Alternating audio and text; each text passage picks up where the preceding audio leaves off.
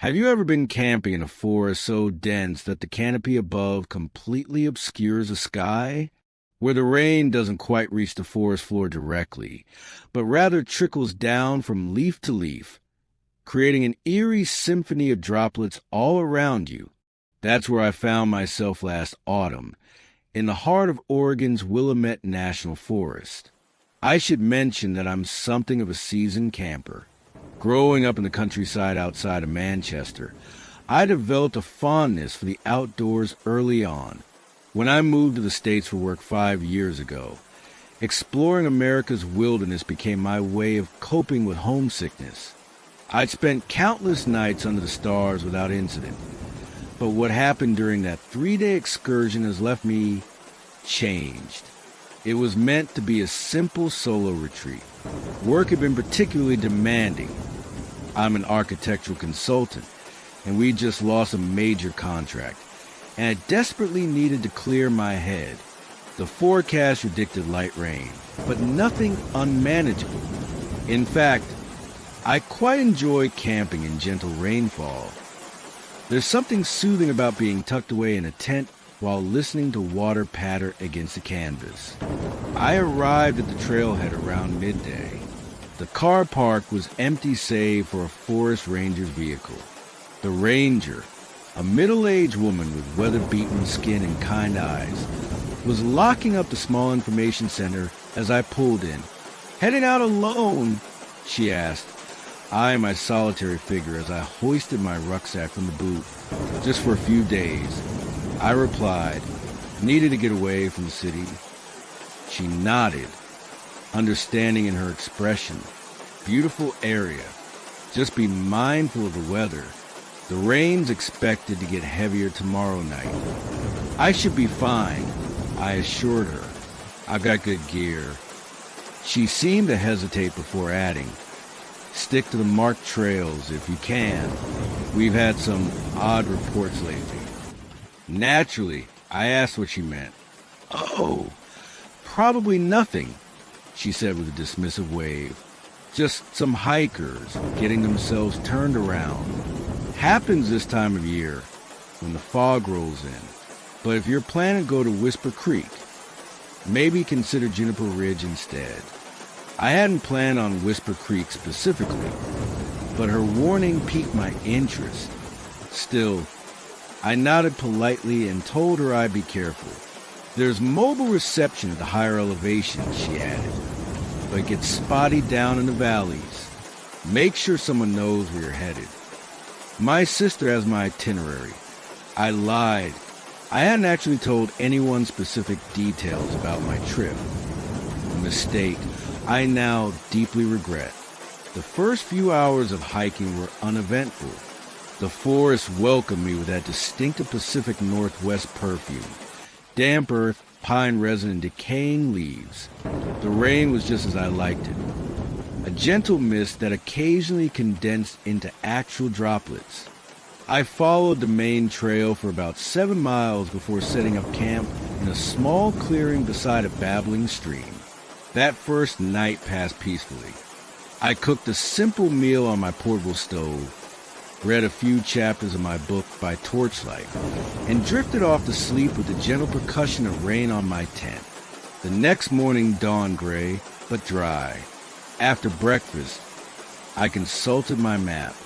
There were several day hikes I could take from my base camp, including one that led to a viewpoint overlooking the valley.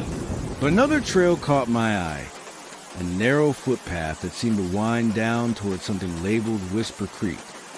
Despite the ranger's caution, or perhaps because of it, I decided that would be my destination for the day. The trail to Whisper Creek was less maintained than the main paths. In places, it nearly disappeared beneath fallen leaves and encroaching undergrowth. The forest grew denser as I descended into the valley, the trees taller and older. Their massive trunks were carpeted with emerald moss, and tangles of lichen hung from branches like spectral decorations. By midday, the gentle mist had returned, but it felt different here in the depths of the forest. The droplets seemed to fall with purpose. each one creating a whispered sound that carried farther than it should have. I remember thinking how peculiar it was that despite the muffling effect of the vegetation, I could hear each droplet with unusual clarity. It was early afternoon when I reached Whisper Creek itself, a modest stream that curved through the valley floor like a black ribbon. The water moved sluggishly, its surface occasionally dimpled by raindrops. I found a relatively dry spot beneath an enormous Douglas fir and sat down to eat my packed lunch. That's when I first noticed the silence. It wasn't the peaceful quiet of nature. It was an absence. The background hum of forest life, birds, insects, the rustle of small creatures, had completely vanished. All I could hear was the rain and the soft gurgle of the creek. Even these familiar sounds seemed somehow altered, as if I were hearing them through water. I remember checking my watch, 2:17 p.m. I don't know why I felt compelled to note the time, but later I would be grateful for this anchor to reality. As I packed away the remains of my lunch, a distinct sensation crept over me, the feeling of being watched. I've experienced this before while hiking. Usually it's just a deer or occasionally a black bear observing from a distance. But this felt targeted, intent. I scanned the trees surrounding the creek, but saw nothing unusual. Still, the sensation persisted, intensifying until the hairs on the back of my neck stood rigid. I decided it was time to head back to camp. I had just shouldered my day pack when I heard it. A voice so faint I initially mistook it for the wind. Hello? I froze, listening intently. Had I imagined it? Hello? Is someone there? I called out, my voice sounding unnaturally loud in stillness. No response came, but the feeling of being observed intensified. I began walking briskly back toward the trail, trying to retrace my steps. The rain was falling harder now, creating a disorienting curtain that blurred the boundaries between trees. After about 20 minutes of hiking, I realized something was wrong. The trail should have begun to ascend, but I was still walking on relatively flat ground. Consulting my map, I tried to determine my position, but the landmarks didn't align with what I was seeing. Somehow, I'd strayed from the path, not wanting to make matters worse. I decided to follow the creek upstream, reasoning that it would eventually intersect with one of the main trails. The rain continued to intensify, and the light began to fade much earlier than it should have. By 4:30 p.m., the forest was cloaked in a premature twilight. That's when I heard the voice again, closer this time. Are you lost? I spun around, heart hammering against my ribs. Through the rain, I could make out a figure standing among the trees about 30 yards away. A tall, slender silhouette that appeared to be watching me. Relief washed over me. Another hiker could help me find my way back. Yes, I called out. I'm trying to get back to the main trail. The figure didn't move or respond. It just stood there, partially obscured by the curtain of rain. I took a few steps closer, squinting to make out details. Hello?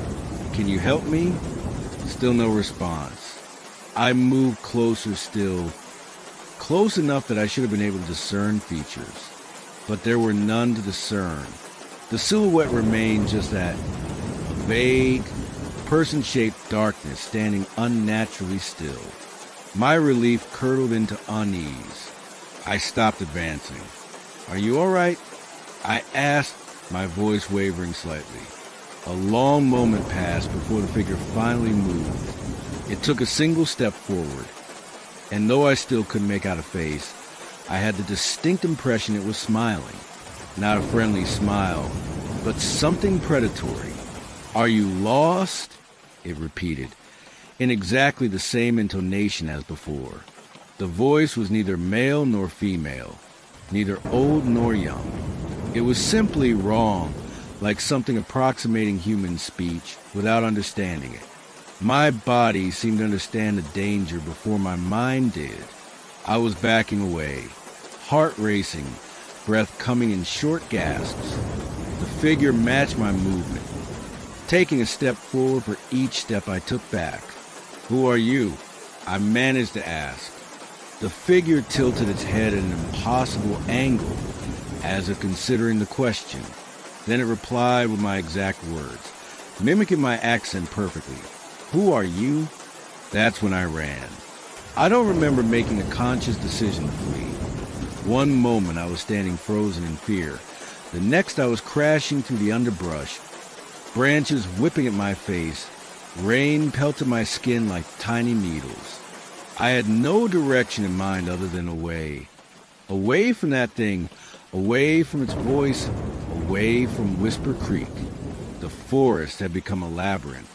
Every tree looked identical, every clearing familiar yet wrong. The rain grew heavier, drumming against the canopy and transforming the forest floor into a treacherous bog that sucked at my boots with each step. Twice I slipped and fell, coating myself in mud and decaying leaves. As daylight continued to fade, I realized I needed to find shelter. Hypothermia was now a real danger. My clothes were soaked through, and the temperature was dropping with the sun. I still had my day pack with some emergency supplies, a space blanket, fire starters, a small first aid kit, but they'd be of limited use without proper shelter. Just as panic threatened to overwhelm me, I spotted a dark recess in the hillside ahead, what appeared to be a small cave or rock overhang. It wasn't ideal, but it would provide some protection from the elements. I made my way toward it, practically crawling up the slippery incline. The cave turned out to be a shallow depression beneath a rocky outcropping, barely deep enough to accommodate my huddled form. Still, it was relatively dry, and I was grateful for that small mercy. I stripped off my sodden outer layer, wrapped myself in a space blanket, and tried to control my shivering. As I sat there, trying to warm myself and plan my next move, I became aware of sounds from the forest below. Sounds that couldn't be attributed to rain or wind. Cracking twigs, rustling undergrowth, the deliberate sounds of something moving through the trees. I extinguished my torch immediately, though I don't know why. Some primal instinct told me that light would attract whatever was out there. In the sudden darkness, my other senses heightened. The sounds drew closer, methodical and unhurried, as if whatever made them knew exactly where I was and had no need to rush. Then came the voice again, from somewhere in the darkness below my shelter. "Are you lost?" My body went rigid with terror. I pressed myself against the back of the shallow cave, trying to make myself as small as possible. The rain seemed to respond to the voice, intensifying to a roar that almost, but not quite, drowned out the sound of something climbing the slope toward my hiding place. "I know you're here," said the voice closer now. It had changed, becoming somehow more human, more persuasive. "I can help you find your way back." I didn't respond. I couldn't. My throat had closed up with fear, and I was biting down on my fist to keep from making any sound. Even my breathing seemed dangerously loud. The movement outside stopped. For a long, agonizing moment, there was only the sound of rain.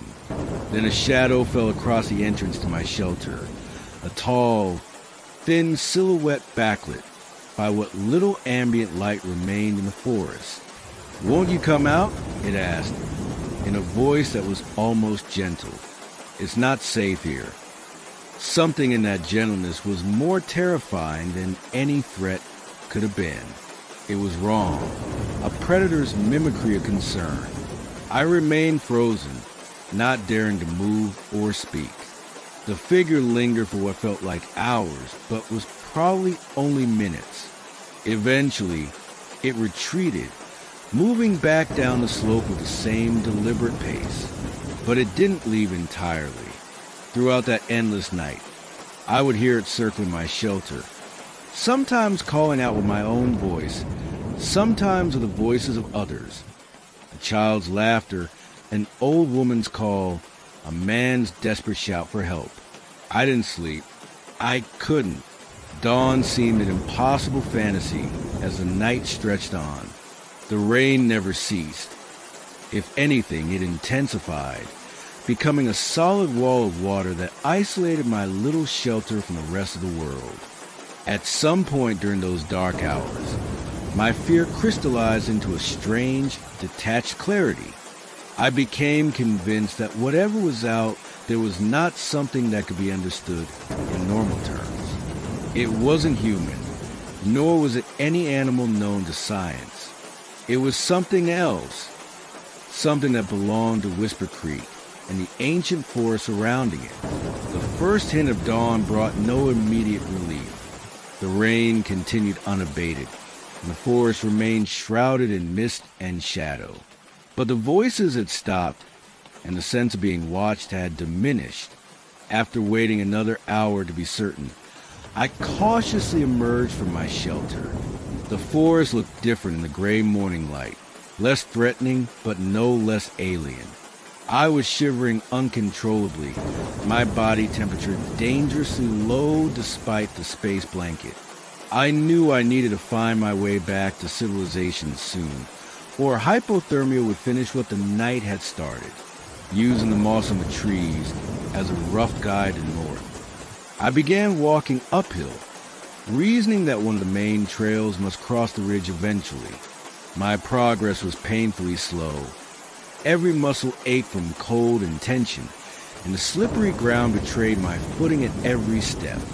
After what seemed like hours, I spotted something through the trees, a flash of unnatural color that stood out against the greens and browns of the forest. Drawing closer, I realized it was a trail marker, a blessed splash of blue paint on a tree trunk.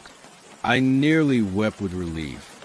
The marked trail led me back toward the main campground area, though it was a different route than the one I'd originally taken. By midday, I reached the ranger station where I'd started my journey. My car was still the only one in the car park, but the ranger's vehicle was gone. I drove directly to the nearest town, checked into the first motel I found, and spent nearly an hour in the hottest shower the plumbing could manage. Only then, as warmth finally returned to my body, did the full impact of what had happened begin to sink in.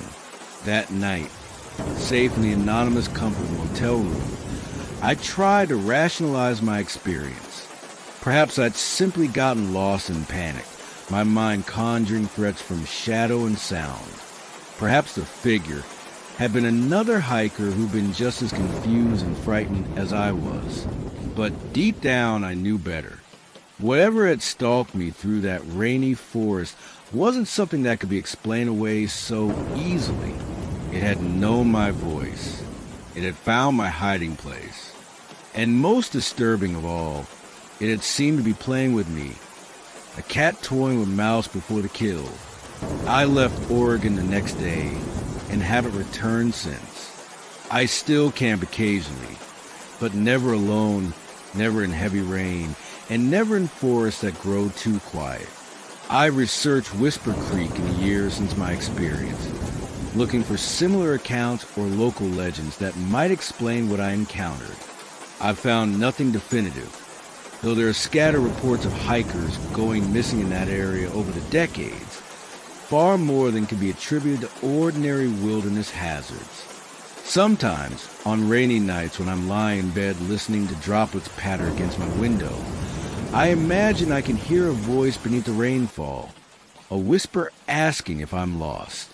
And for a terrifying moment, I'm back in that forest, huddled in a shallow cave while something inhuman circles in the darkness. Are you listening to this in the rain? Can you hear the droplets tapping on your roof or window? Listen closely. Is it really just rain you're hearing? Or is something else whispering between the drops? Something that knows your voice, knows your fears, knows exactly where you are right now. Because that's the thing about what happened to me in Oregon. I got away, at least I think I did. But sometimes in my darkest moments, I wonder if that's what wanted all along. To follow me home, to learn about the world beyond its forest, to find more of us.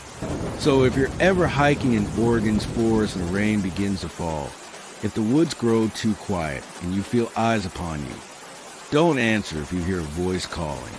Don't look too hard at shadows that stand unnaturally still. And whatever you do, don't stray from the path. Because there are things in this world that hunger for more than just our flesh. They hunger for our fear, our confusion, our despair. And once they've tasted these things, I don't believe they ever truly let you go. Can you hear the rain? Is it getting louder now?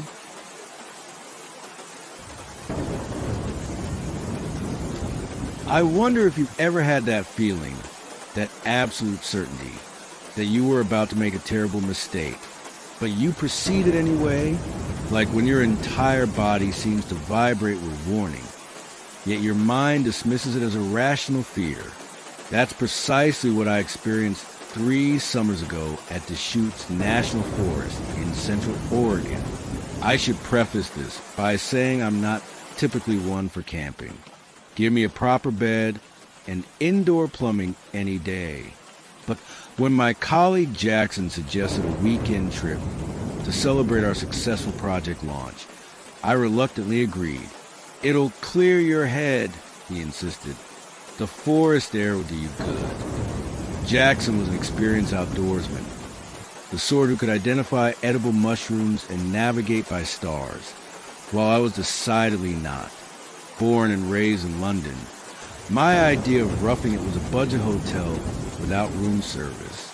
But I'd been in Portland for 2 years by then, and felt it was time to embrace the Pacific Northwest lifestyle that my American colleagues so enthusiastically championed. Our destination was a remote area called a hollow, a small valley nestled between 2 ridges in the eastern part of the forest. According to Jackson, it was a hidden gem, seldom frequented by tourists or casual hikers due to its distance from the main trails. Trust me, he said as we turned off the main highway onto a gravel road that didn't appear on my GPS. This place is special. Hardly anyone knows about it. Rain had been falling intermittently throughout our 3-hour drive from Portland, but as we ventured deeper into the forest, it settled into a steady, gentle patter against the windscreen. The rhythmic sound was almost hypnotic, lulling me into a state of drowsy contemplation as I watched the tall pines close in around us.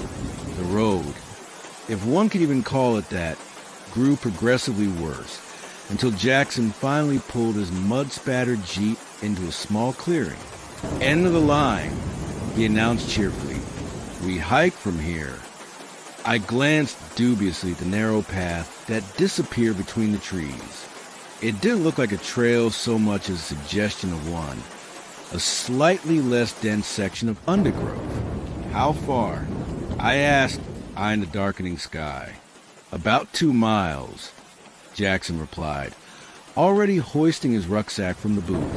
"We'll get there before dark if we move quickly." I should have objected then. The rain was growing heavier, the daylight fading faster than seemed natural, but I didn't want to appear weak or unadventurous. So I silently shouldered my borrowed pack and followed Jackson into the woods.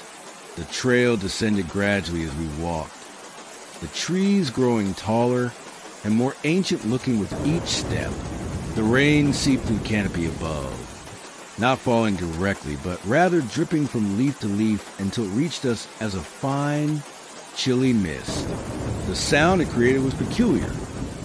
Not the straightforward patter of raindrops, but a complex percussion of water striking different surfaces at different intervals. "Listen to that," Jackson said, pausing momentarily.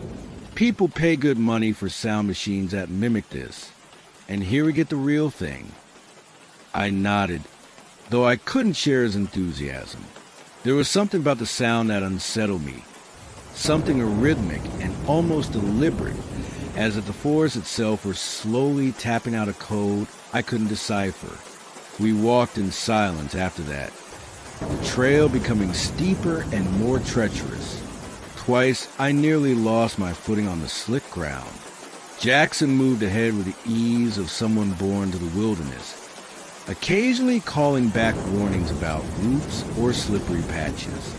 It was nearly dusk when we finally reached the hollow, a perfectly circular depression in the forest floor, perhaps a quarter-mile across.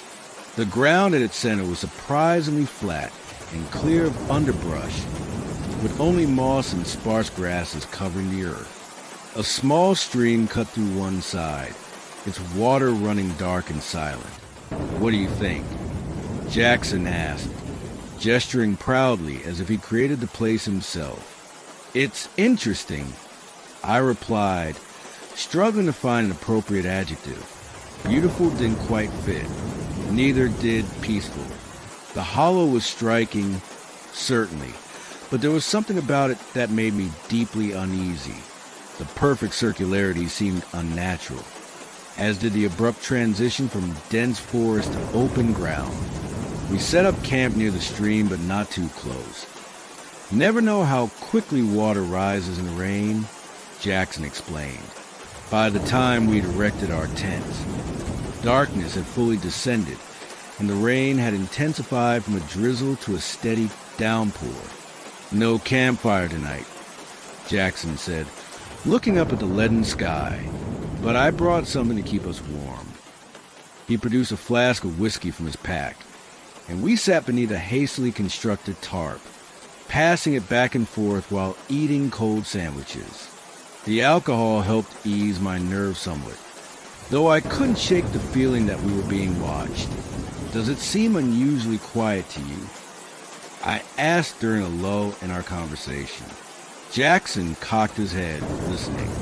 "That's just the rain dampening the sound," he said after a moment. "Animals tend to hunker down when it's wet." His explanation made sense, yet the silence felt deeper than that, more absolute. Even the rain seemed to fall with unnatural quiet here in the hollow, as if sound itself were being absorbed by something. "Any local legends about this place?" I asked, trying to keep my tone casual. "Ghost stories alike?" Jackson chuckled. "You and your British love of the macabre. Not that I know of. It's just a nice, secluded camping spot." But something in his expression, a slight tightening around the eyes, made me wonder if he was being entirely truthful. We retired to our separate tents around 10. Despite my exhaustion from the hike, sleep eluded me. I lay awake, listening to the rain drum against the canvas, and trying to identify the source of my unease. Every sound, the occasional shift of Jackson moving in his tent, the creak of a distant branch, seemed amplified and somehow threatening. I must have eventually drifted off, because I was awakened abruptly by silence. Complete, absolute silence. The rain had stopped, and with it, every other nocturnal sound. No insects chirping, no leaves rustling, no stream gurgling. Nothing. I fumbled for my mobile to check the time. 3:17 a.m. The witching hour. My grandmother would have called it. As I lay there in the unnatural quiet, a pressure began to build in my ears, as if I were deep underwater or high in the mountains. I swallowed hard, trying to equalize it, but the sensation persisted. Then, gradually, I became aware of a sound, so faint that I strained to hear it. A voice, or perhaps voices, whispering just at the threshold of audibility. I couldn't make out words, but the cadence was conversational, like eavesdropping on a distant exchange. The voices seemed to be coming from outside, from the hollow itself. Curiosity overcame fear, and I unzipped my tent as quietly as possible. The night air that rushed in was unusually cold for summer, carrying a damp, earthy scent.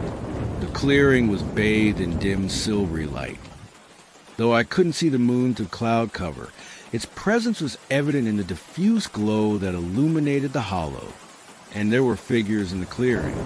At first, I thought they were people, a group of campers who had somehow arrived silently in the night. But as my eyes adjusted, I realized they were not quite human. They were tall, unnaturally slender, their proportions subtly wrong in ways I couldn't immediately identify. They moved with a fluid grace that no human body could achieve, as if they had additional joints or perhaps no joints at all. I counted 7 of them, arranged in a loose circle at the center of the hollow. They appeared to be communicating, though I still couldn't make out any distinct words, just that same whispered cadence that had woken me. Occasionally one would make a gesture, raising what might have been an arm in a sweeping motion that left a brief, luminous trail in the air. I should have been terrified. Any rational person would have been. But instead, I felt a strange fascination, a compelling urge to move closer, to join their circle, to understand what they were saying. I had taken 2 steps away from my tent before a sharp sound broke the spell. Jackson's tent zipper.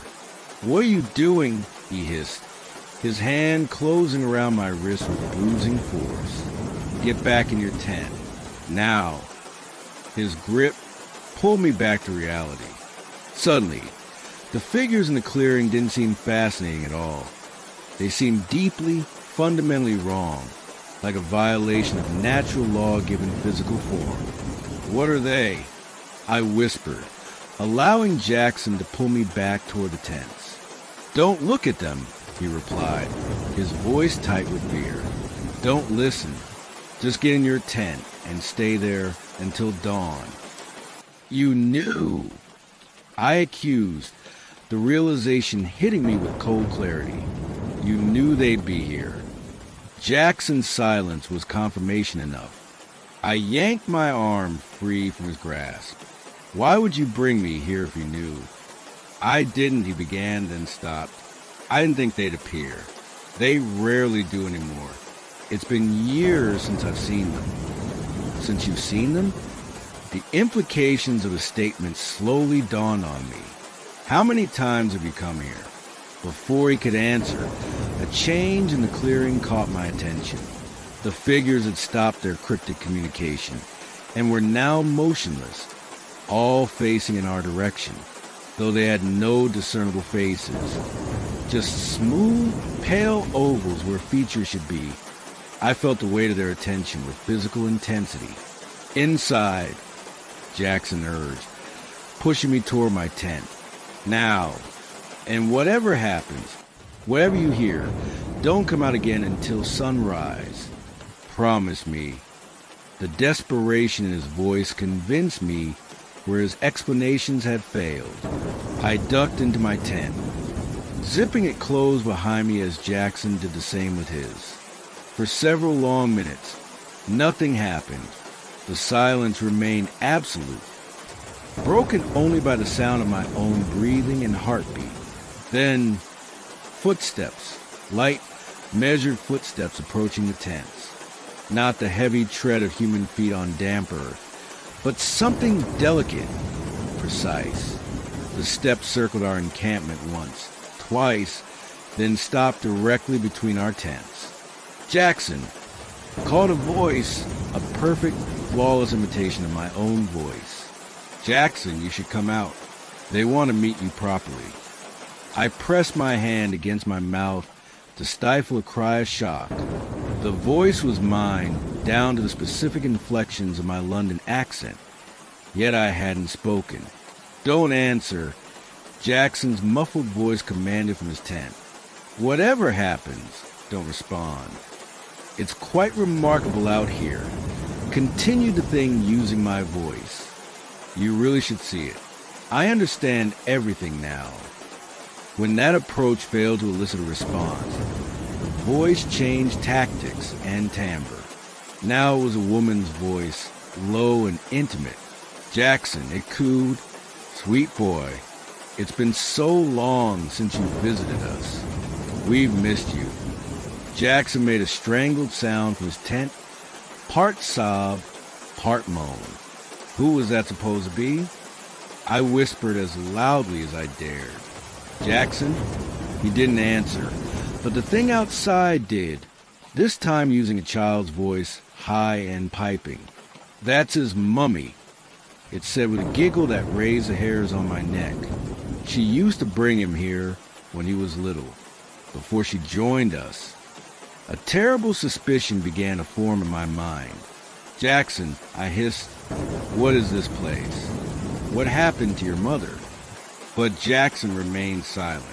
Outside, the footsteps resumed their circuit of our camp, occasionally stopping as if the entity were examining our tents with curiosity. The rest of the night passed in a nightmarish blur.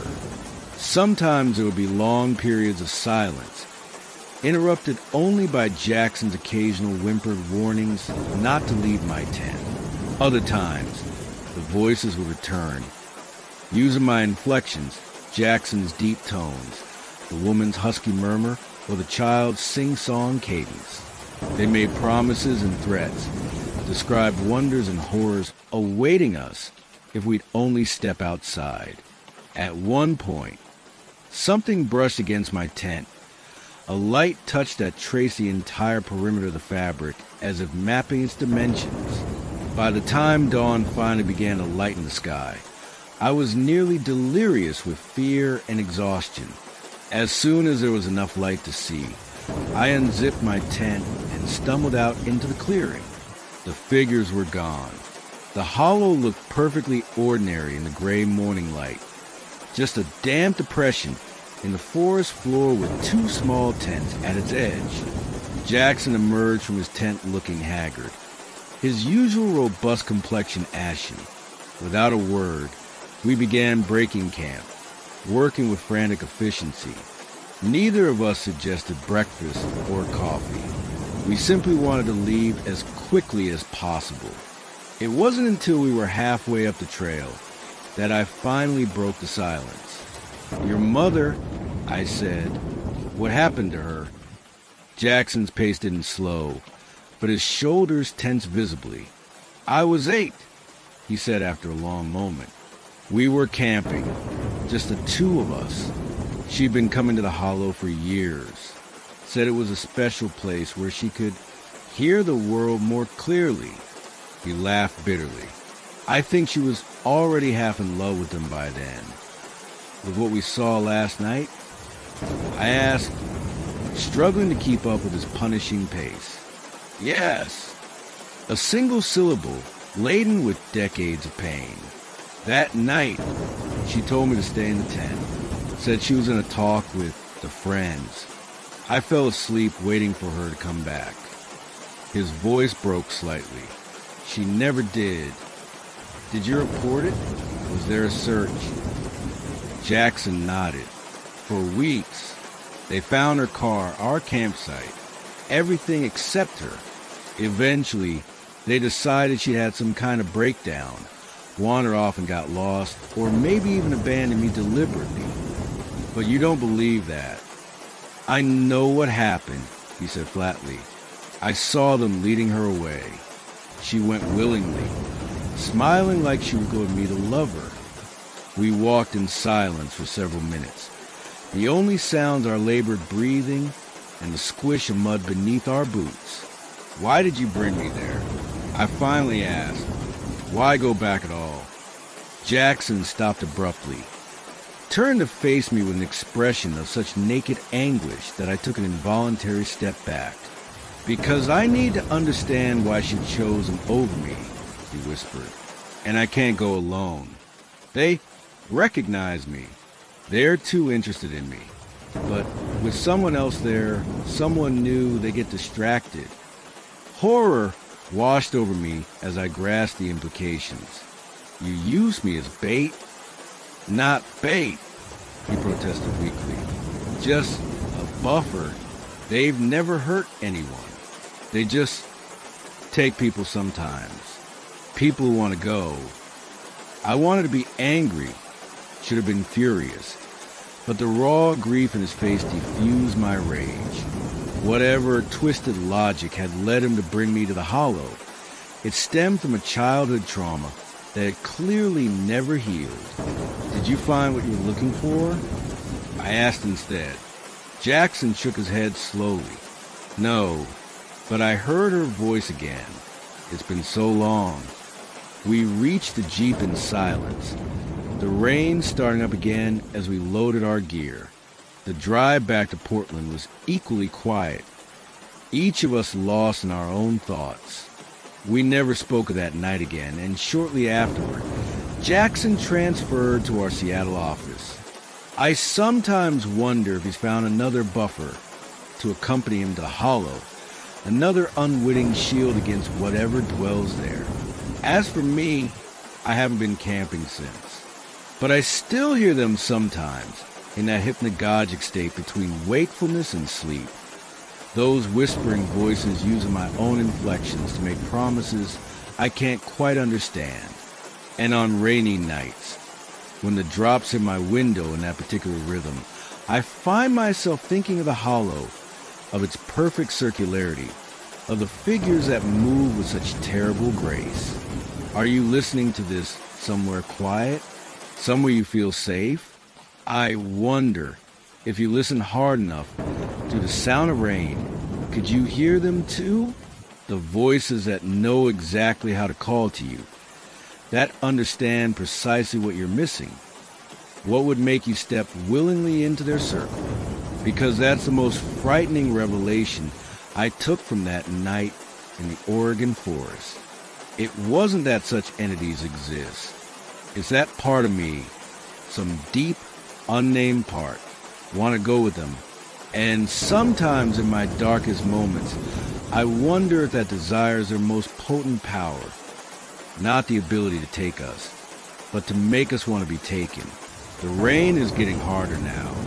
Can you hear anything whispering beneath its rhythm? Anything calling your name in a voice that sounds eerily like your own?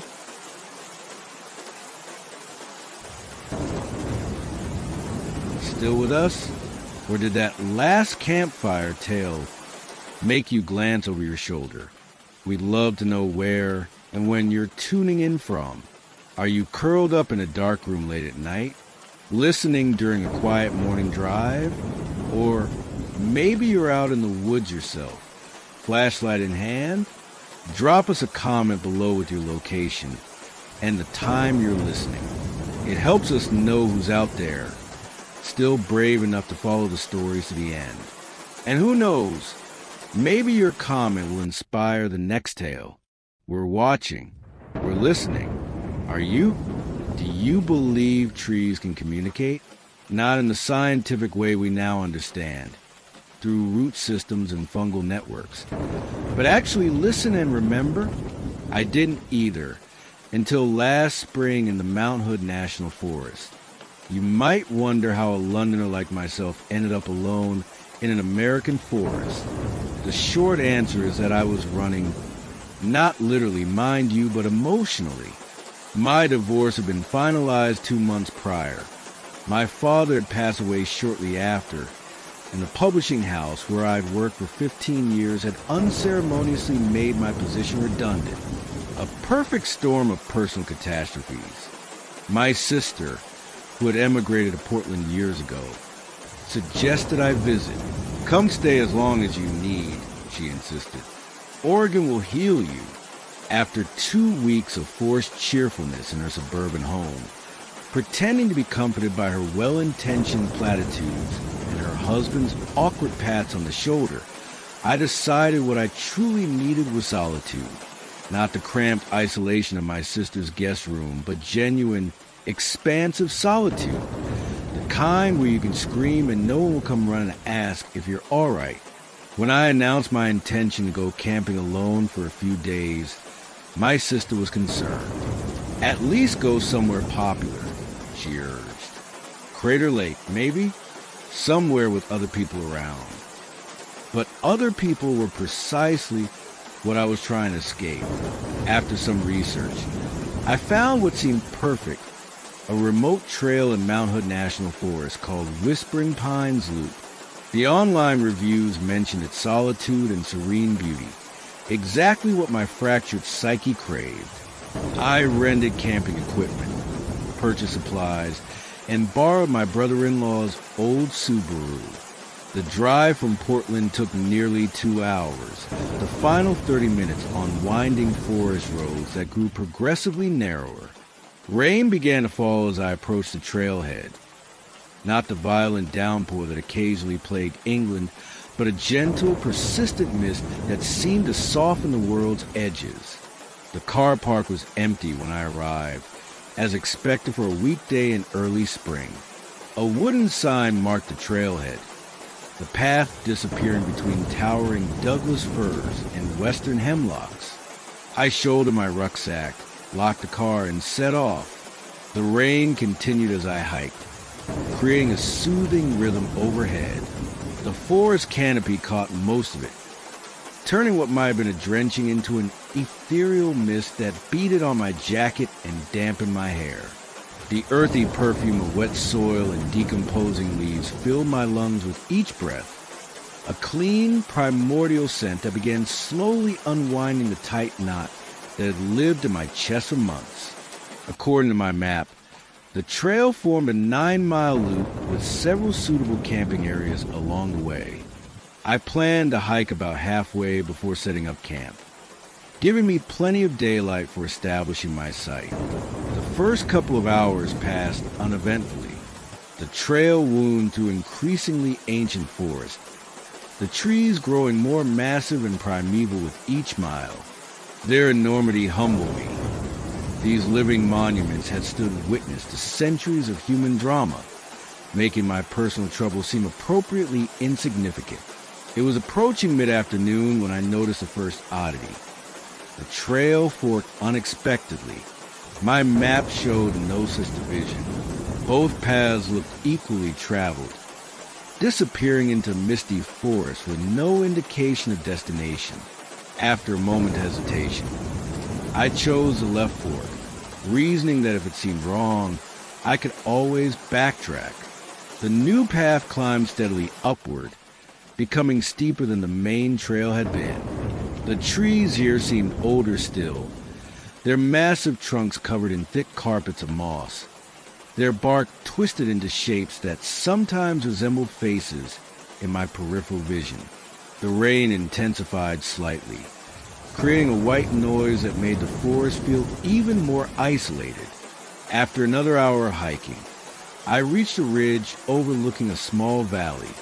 The view momentarily stole my breath. Mist curled through ancient trees, creating ghostly shapes that twisted and dissolved in the subtle air currents. At the valley's center lay a perfectly circular clearing, perhaps 100 yards in diameter. This had to be Whisper Meadow, a spot mentioned in one of the online reviews as an ideal camping location. I checked my watch, nearly 4 o'clock.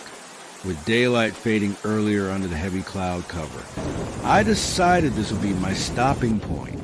The descent into the valley was treacherous, the path slick with rain and fallen needles.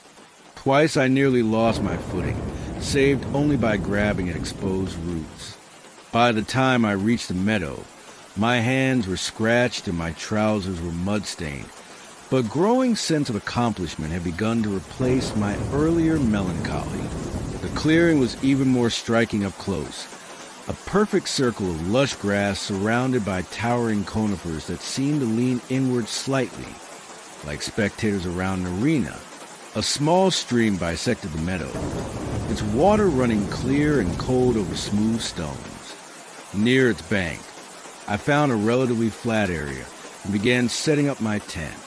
As I worked, I noticed how the rain seemed to change as it fell into the meadow. Above, it had been a typical forest rainfall, droplets catching on needles and leaves before finding their way to the ground. But here, in the open space, the raindrops fell with an unusual rhythm, almost like footsteps or fingers tapping on a tabletop. I paused in my work, listening. There was something almost melodic about it, a pattern just beyond recognition. After a moment, I shook off the fancy and returned to securing my tent. By the time I finished, dusk was approaching rapidly, the overcast sky hastening nightfall. I prepared a simple meal on my camping stove, and as I ate, the day's physical exertion settled into my muscles with pleasant ache. For the first time in months, I felt genuinely tired rather than simply exhausted. The rain continued its gentle percussion, and the growing darkness wrapped around me like a cocoon. After washing my cookware in the street, I retreated to my tent with a book and torch. The patter of rain against canvas created the perfect backdrop for reading, and I soon found myself absorbed in my novel. Perhaps that's why it took me so long to notice when the rain's rhythm changed. It was subtle at first, just a slight syncopation, a beat missed here and there, but gradually it resolved into something deliberate, no longer random droplets, but a pattern that sounded unsettlingly like Morse code. I set aside my book and listened intently, though I had no formal training in Morse. I'd gone through a phase of my youth where I taught myself the basics.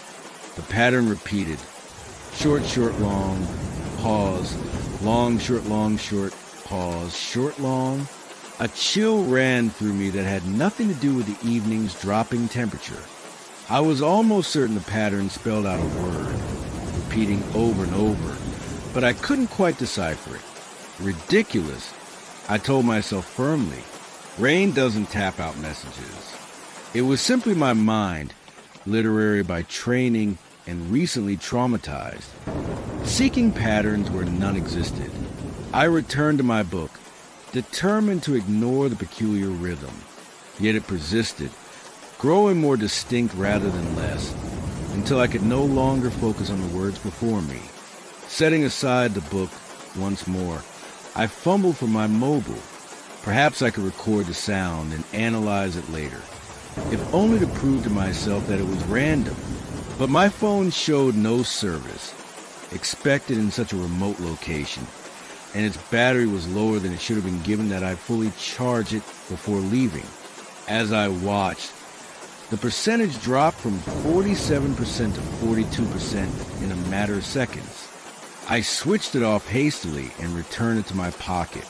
The rain continued its maddening pattern, now so clear that it seemed impossible I couldn't decode it. And beneath the rain, another sound gradually made itself known. A low, continuous susurration from the surrounding forest, like thousands of pine needles rustling in perfect unison. Whispers, the name of the trail, Whispering Pines, suddenly seemed less poetic and more literal.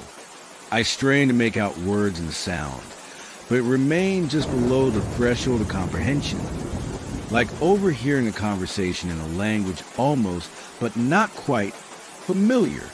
Sleep seemed impossible now, yet exhaustion pulled at me. I lay back on my sleeping bag, torch still clutched in my hand, and stared at the tent's canvas ceiling. The rain's pattern continued, hypnotic in its persistence. Against my will, my eyelids grew heavy. I must have drifted off despite my unease, because I was awakened suddenly by silence. Complete, absolute silence. The rain had stopped. The whispering had ceased. Even the stream seemed to have gone quiet. My torch had switched off. Whether I'd done so before falling asleep or the batteries had died, I couldn't recall. I fumbled for it in the darkness, but before I could locate it, something brushed against the outside of my tent, a light touch that ran along the fabric from one end to the other. I froze, my breath catching in my throat. It could have been a branch, I reasoned, or perhaps a curious woodland creature. But then it came again, more deliberate this time, a slow tracing of what felt like fingers along the tent surface. "Hello," I called, my voice embarrassingly thin in the darkness. "Is someone there?" No verbal response came, but the touch against my tent became more pronounced, No longer a gentle tracing, but a definite pressure, as if someone were leaning against the fabric. I reached again for my torch, locating it this time. When I clicked the switch, nothing happened. Dead batteries after all. My phone, then, I could use its light. But when I withdrew it from my pocket and pressed the power button, it remained dark. Dead as well, though it had shown over 40% battery just hours earlier. The pressure against my tent increased, now from multiple points, as if several people were pressing their hands against it from all sides. The fabric began to deform inward, the pressure growing until I feared the tent poles would snap. "Stop!" I shouted, panic finally overcoming fear. "Who's there? What do you want?" And then, impossibly, I receive an answer, not in words, but in a sensation that bloomed directly in my mind, bypassing my ears entirely. It wasn't language as I understood it, but I comprehended its meaning nonetheless. We listen, we remember, we share the presence, for I now understood it was a single consciousness despite the multiple points of contact. Continued to press against my tent, not aggressively but with inexorable purpose, as if trying to reach me through the barrier. "You carry pain. We listen. We can help." My rational mind rebelled against what was happening. This couldn't be real. I was dreaming, or perhaps I'd eaten something toxic that was causing hallucinations. But the pressure against the tent was undeniably physical. The fabric now stretched to its limits. "What are you?" I whispered. "Oh," patient, rooted, connected. With sudden clarity, I understood, or thought I did, the trees. Somehow, impossibly, I was communicating with the consciousness of the ancient forest surrounding the meadow.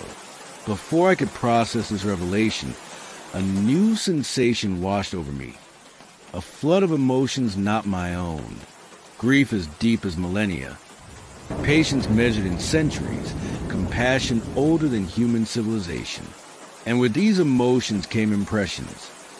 Sunlight filtering through leaves. Roots drinking deep from hidden aquifers. The slow conversation of sap and cell and soil. The quiet wisdom of beings who measure time in rings rather than hours. I should have been terrified. Any rational person would have been.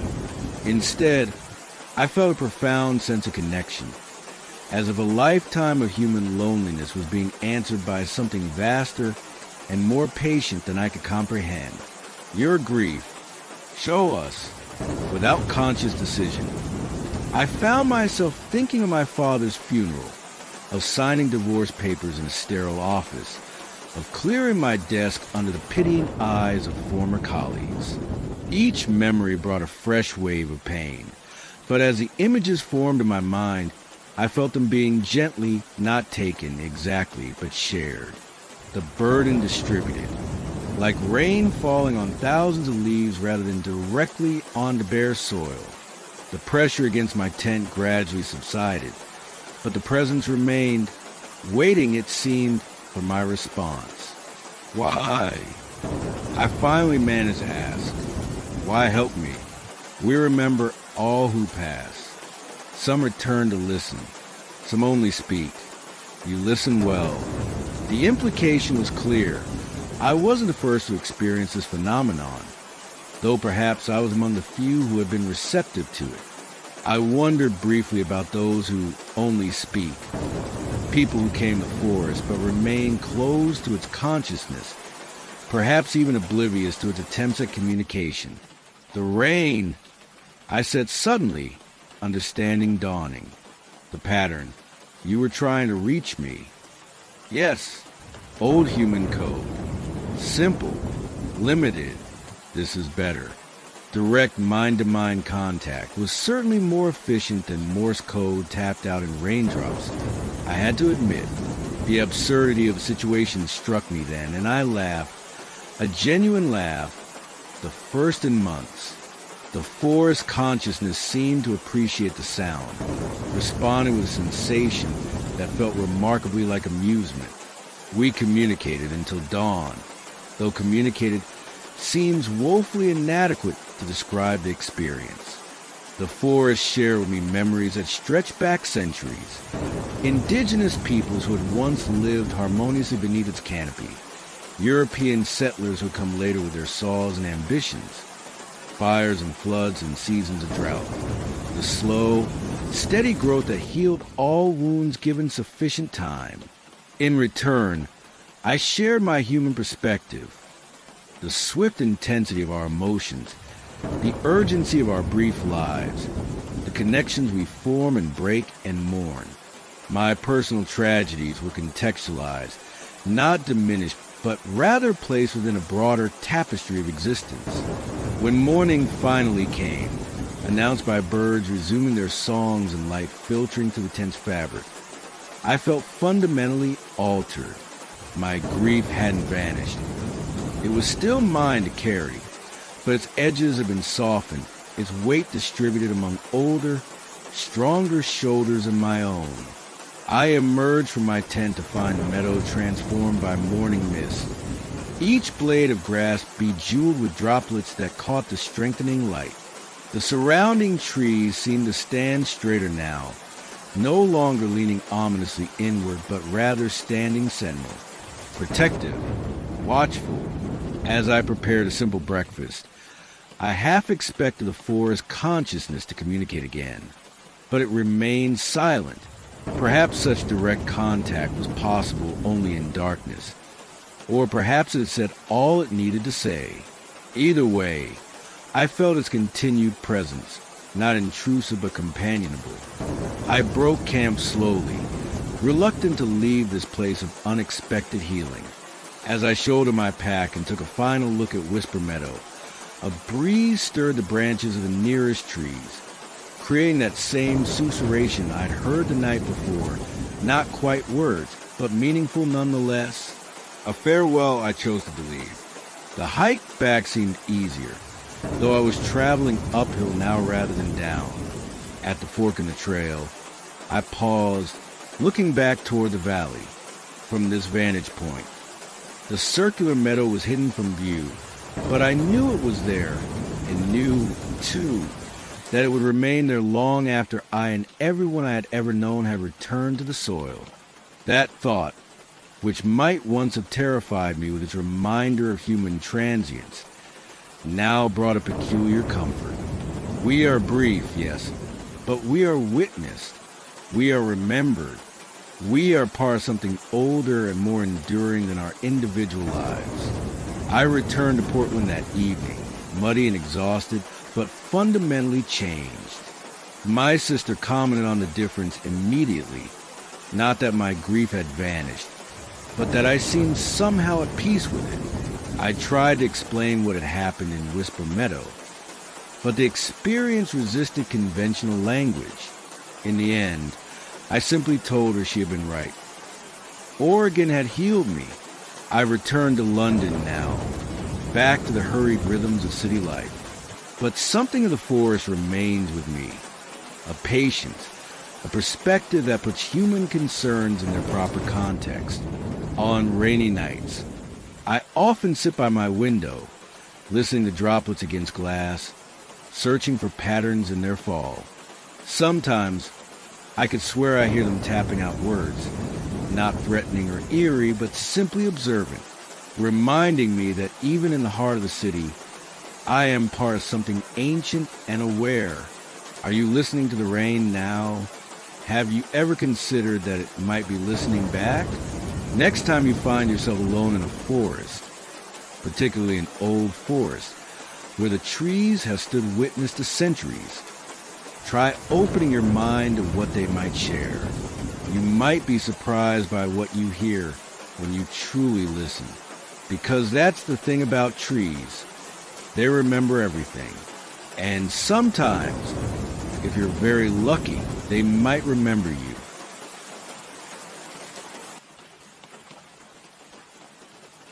Still with us, Traveler of the Dark? If you've made it this far into our tales of haunted campsites and whispers in the woods, we'd love to know, where are you listening from? And what time is it in your world right now? Are you nestled in bed with the lights off, driving down an empty road, or maybe camping somewhere yourself? Drop a comment and let us know. Not just so we know you survived the story, but because there's something eerie and wonderful about knowing where our little campfire reaches in the night. We'll be reading and watching, always watching.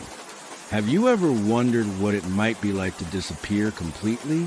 Not in the metaphorical sense of starting a new life somewhere, but to truly vanish, to step out of existence so thoroughly that even the memory of you begins to fade from the minds of those who once knew you best?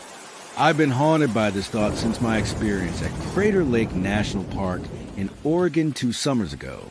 I should clarify that I'm not typically prone to existential crises.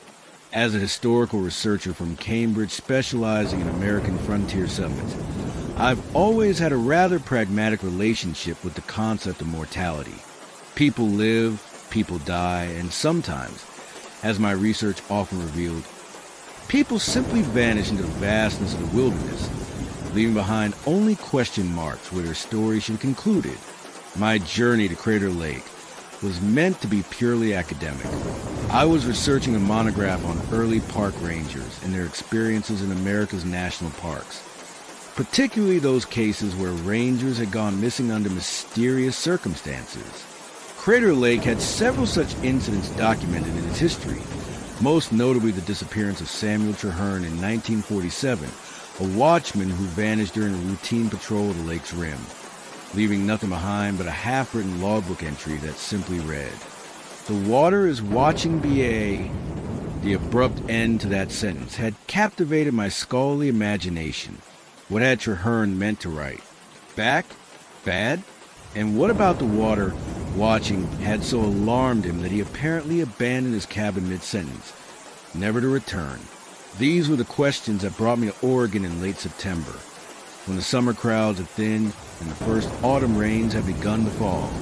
I had arranged to stay for 3 nights at a primitive campsite along a seldom-used trail called Watchman's Path, named, ironically enough, after the very Watchman station where Traherne had disappeared. The trail had been officially closed to overnight camping since the 1980s, but I had secured special permission through my university connections and the Parks Historical Society. I arrived at Crater Lake on a Tuesday afternoon. The rain was a constant, gentle presence, not the torrential downpours I was accustomed to in England, but subtle mistiness that seemed to blur the boundaries between lake, forest, and sky. The famous blue of Crater Lake's waters was muted to a deep slate gray under the clouded sky, but no less impressive for it.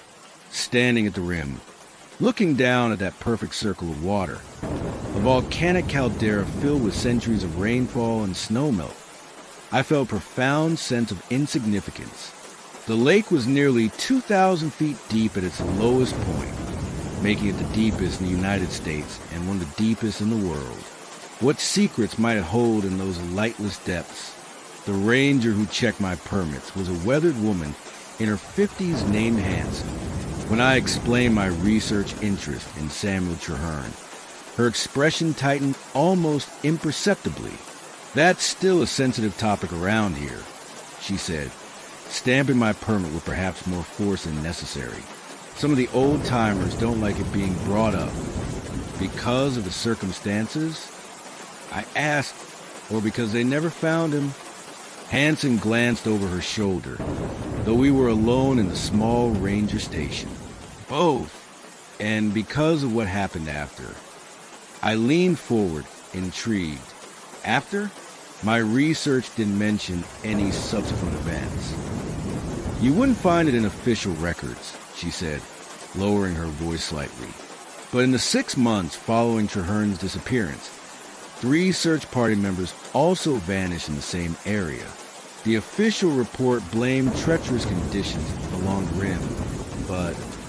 She trailed off, seemingly regretting having said this much. "But..." I prompted. "But all 3 were experienced outdoorsmen who knew the terrain intimately," she finished reluctantly.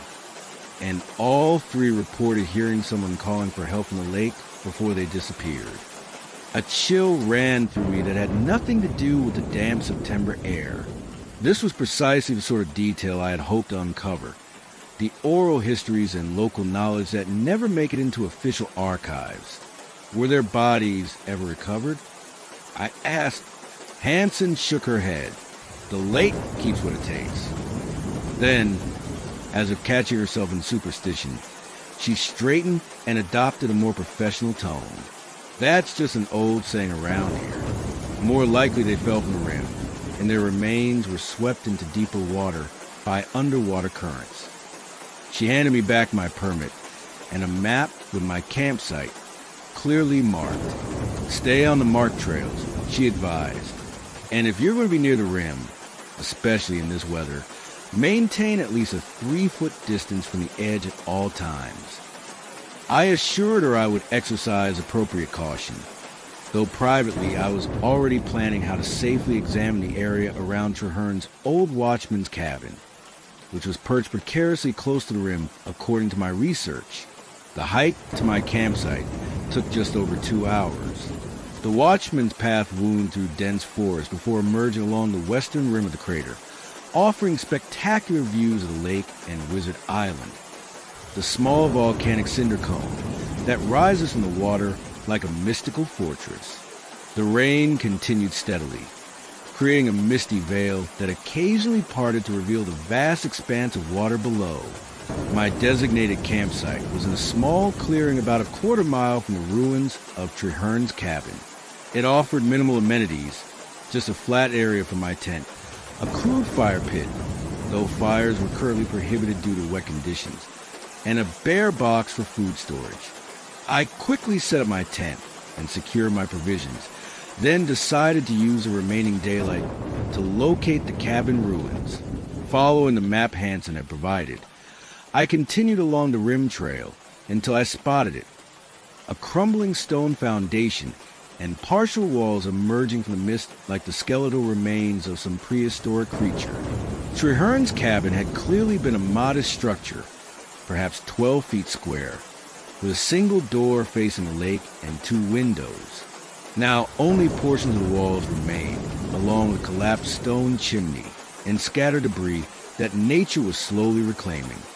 I approached reverently, feeling that peculiar thrill familiar to any historical researcher when confronting a physical connection to the subject of their study. Somewhere in these ruins, Samuel Treherne had written his final cryptic log entry before vanishing into the misty night. I found myself wondering if he stepped outside to investigate something he'd seen on the lake's surface, perhaps slipping on the wet rim and plunging into the cold depth below. It seemed the most logical explanation, yet the peculiar wording of his final entry suggested something more complex, something that frightened him enough to abandon his post mid-sentence. The rain intensified as I examined the ruins, forcing me to cut my exploration short. I retreated to my campsite, prepared a cold dinner, not wanting to risk using my camp stove in increasingly wet conditions, and settled into my tent as darkness descended completely. The patter of raindrops against the canvas created a soothing rhythm that should lull me to sleep, but my mind was too active, filled with questions about Treherne and a strange history of disappearances along this section of the rim. I must have eventually drifted off, because I awoke suddenly to absolute silence. The rain had stopped. My watch showed 3:17 a.m., that liminal hour when the barrier between worlds seems thinnest. I lay still for a moment, tried to identify what had awakened me. Then I heard it, a voice distant but distinct, calling from the direction of the lake. "Hello? Is anyone there? I need help." The voice was male, tinged with desperation. My first thought was that a hiker had somehow become stranded on the rim, perhaps injured and unable to move. I quickly pulled on my boots and rain jacket, grabbed my torch, and unzipped my tent. The night outside was transformed. The clouds had partially cleared, allowing a 3/4 moon to illuminate the landscape with silvery light. The rain had left everything glistening, every pine needle and stone shimmering as if coated in liquid mercury. The lake below was perfectly still, its surface a mirror reflecting the broken clouds and moonlight. "Hello," I called. "Where are you?" "Here, down here." The voice seemed to come from the direction of the ruins. "Please help me." I moved quickly along the trail, my torch beam bouncing ahead of me. The night air was unnaturally still, and the forest surrounding the rim path was completely silent. No insects chirping, no nocturnal creatures rustling in the underbrush, just the sound of my own breathing and footsteps on the damp earth. As I approached the cabin ruins, the voice called again, closer now, but somehow different. It no longer seemed to be coming from the direction of the ruins, but from below the rim, as if someone were clinging to the cliffside. "I'm coming!" I shouted. "Hold on." I reached the ruins and carefully approached the rim, mindful of Hansen's warning to maintain a safe distance. Shining my torch over the edge, I saw nothing but the steep slope descending into darkness. The water was at least 300 feet below. Its surface now oddly rippled despite the absence of wind. "Where are you?" I called again. "I can't see you." "Down here," came the reply, now sounding much closer, almost directly beneath me, just a little closer to the edge. "Please," I'm slipping. Something in the voice had changed, a subtle shift in tone or inflection that raised the hairs on the back of my neck. It still conveyed urgency, but now there was something else beneath the desperation, something almost eager. I took an instinctive step back from the rim. "I can't see you," I repeated, "but I'll get help. I have a mobile phone." This was a lie. There was no reception in this remote area of the park, but some deep-seated instinct warned me against revealing this fact. The voice was silent for a long moment. Then, in a tone that shed all pretense of panic, it said, "Samuel? Is that you, Samuel?" A cold shock ran through me. Samuel, the same name as the missing watchman. It could have been coincidence, of course, but combined with the strange eagerness in the voice and its inexplicable ability to seem to originate from different locations, it set alarm bells ringing in my mind. "I'm not Samuel," I replied, taking another step back. "I'm going for help." "But you came." The voice persisted, now sounding as if it were once again at the rim's edge. "You finally came back.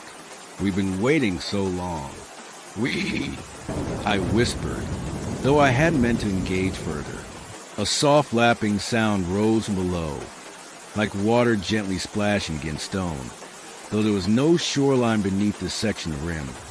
Only a sheer drop to the lake's surface hundreds of feet below. "The water remembers you, Samuel," said the voice, now barely above a whisper itself. "It's been so patient." I turned to flee, but movement at the edge of my vision stopped me. The moonlight on the lake's surface had changed, forming patterns that seemed almost like writing, rippling symbols that reorganized themselves continuously, as if trying to form words, a language just beyond my comprehension. And then I saw them, faces in the water, not reflections, but three-dimensional visages that seemed to press upward from beneath the surface, like people looking through a window from below. Dozens of them, pale and solemn, their features distorted by the water, yet still recognizably human. Among them at the forefront was a face that matched the photograph of Samuel Traherne I'd seen in my research, a middle-aged man with prominent brow and deep-set eyes, now gazing up at me with an expression of profound sorrow. My breath caught in my throat. Logic insisted this was impossible. The lake's surface was hundreds of feet below, far too distant for me to discern such details. Yet I could see these faces with perfect clarity, as if the lake had somehow risen to just below the rim, defying all physical laws. "What do you want?" I managed to ask, my voice barely audible. The face that resembled Traherne seemed to press closer to the surface, its lips moving to form words I couldn't hear. The other faces pressed forward as well, their expressions ranging from pleading to resigned to, most disturbingly, hungry. "We want what was promised," replied the voice, now seeming to come from the water itself. A watchman for the watching water. Samuel understood in the end. I began backing away, keeping my eyes on the impossible scene below. As I did, I noticed something even more alarming. The water at the lake's edge, hundreds of feet below, had begun to rise. Not the entire lake, but a single column of water, like an impossibly tall, slender waterspout descending toward the rim where I stood. That was enough. I turned and ran, no longer concerned with dignity or scientific curiosity.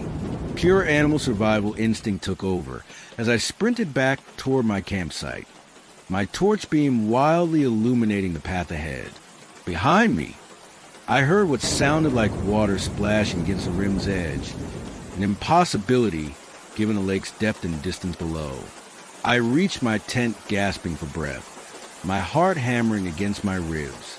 The night had once again gone completely silent. No voices, no splashing, no evidence of the inexplicable phenomena I just witnessed. I considered packing up immediately and hiking out, but the thought of traversing the dark trails, possibly becoming lost, and ending up back at the rim by mistake was too daunting. Instead, I sealed myself in my tent, placed my torch where it illuminated the entire small space, and sat with my back against my rucksack, determined to remain awake until dawn. For hours, I listened to the silence, flinching at every imagined sound. Sometime before dawn, despite my best efforts, exhaustion claimed me.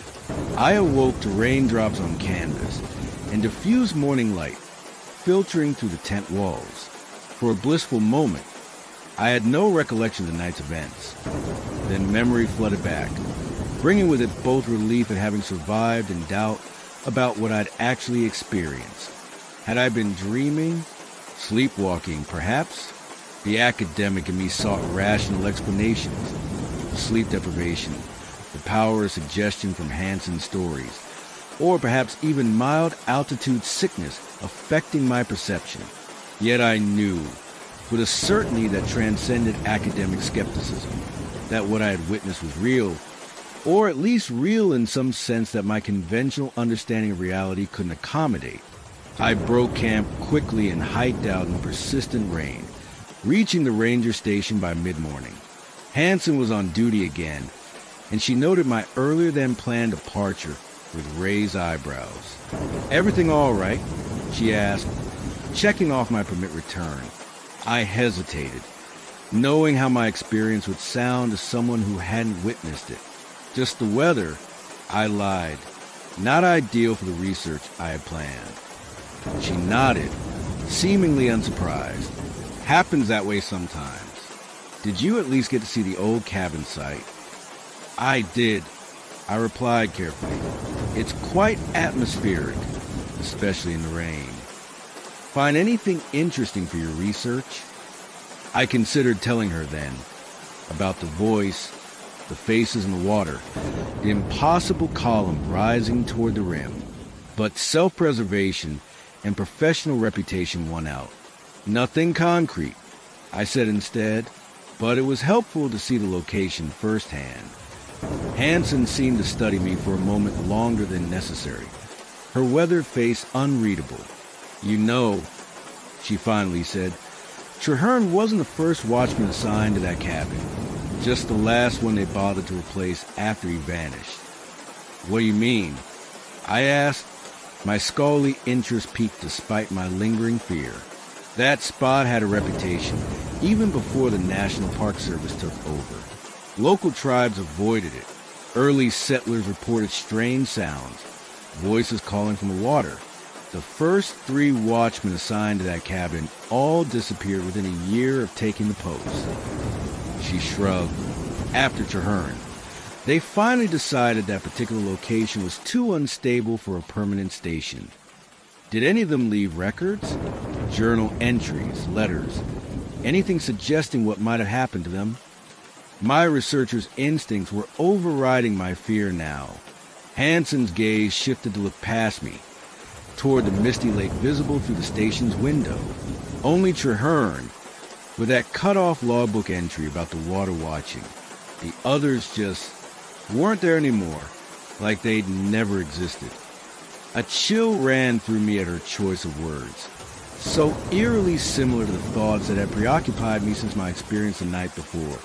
That sense of what it might mean to truly disappear, to be erased not just physically but from memory itself. The thing is, Hansen continued, lowering her voice, people forget. I've worked here 32 years, and I'm the only one who still remembers all their names. My colleagues, even the ones who've been here 20 years, they only remember Treherne. If that. It's like she hesitated. It's like the lake doesn't just take people. It takes their place in the world, bit by bit, until even a memory of them fades. Why are you telling me this? I asked, my mouth suddenly dry. She regarded me steadily. Because you saw something out there. I can tell. And because whatever it was, it noticed you too. I left Crater Lake that day and flew back to England a week later, abandoning my planned research circuit of other national parks. My monograph on early park rangers has remained unfinished. Gathering dust in a folder on my laptop, I found myself unable to look at my notes or transcripts from that period without experiencing a visceral sense of dread. But the most disturbing development came 6 months after my return to Cambridge. I was having dinner with a colleague who had helped arrange my research permission at Crater Lake. When I mentioned Ranger Hansen, he looked at me blankly. There's no ranger by that name at Crater Lake, he said confidently. At least, not according to their staff directory. Are you sure you're remembering correctly? I insisted I was, even pulling up my permit with her signature and stamp. My colleague studied it with a puzzled expression. That's strange, she murmured. The signature just says NPS Ranger. There's no name. I stared at the permit in disbelief. The clear signature reading K. Hansen that I'd seen when it was issued had indeed faded to an anonymous Park Service stamp. When I called the park administration the next day to inquire about Ranger K. Hansen, they had no record of anyone by that name ever having worked at Crater Lake National Park. Sometimes, on rainy nights when sleep eludes me, I find myself returning to that fundamental question. What would it mean to truly disappear? Not just to die, but to be erased so completely that even the memory of your existence is slowly washed away from the minds of those who knew you? And I wonder, as the rain taps against my window like gentle fingers seeking entrance, how many of us have already been forgotten? How many colleagues, friends, even loved ones, have been taken by something beyond our understanding, leaving behind only fading impressions that we can no longer quite bring into focus? Are you listening to this in the rain? Take a moment to think of people from your past. Childhood friends, old neighbors, distant relatives. Are there some whose faces you can no longer quite recall? Whose names seem to rest on the tip of your tongue, but refuse to materialize? Perhaps they've just faded naturally from your memory. Or perhaps something has taken them, as it took the watchman of Crater Lake, as it may have taken Ranger Hansen. Something that doesn't just claim lives, but erases them entirely, leaving behind only ripples on the surface of reality that eventually smooth away to nothing. And if you ever find yourself standing at the edge of a still, deep body of water and hear a voice calling for help from below, remember that some things in this world don't just want your life. They want your place in it.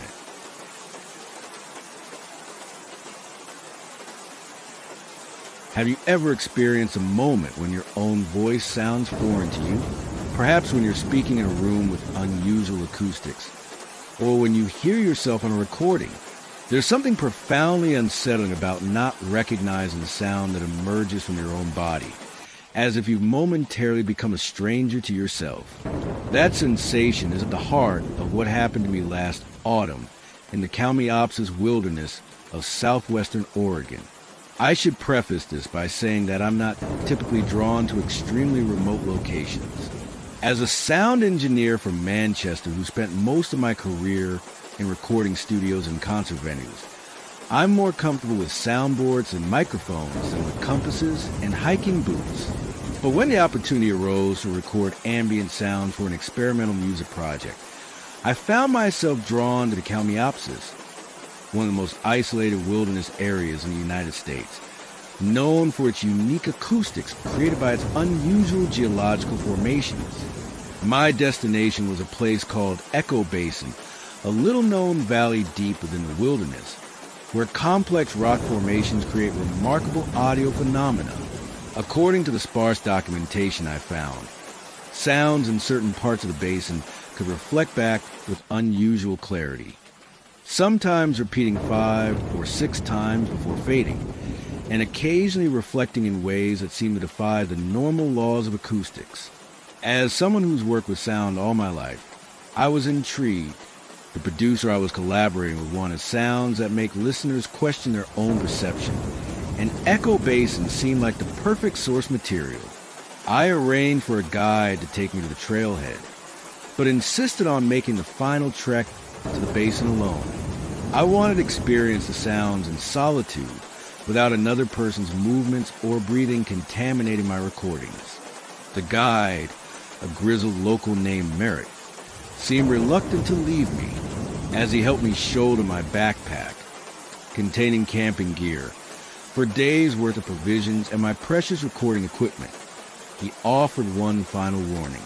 "The rain's coming in tonight," he said, glancing at the leaden sky.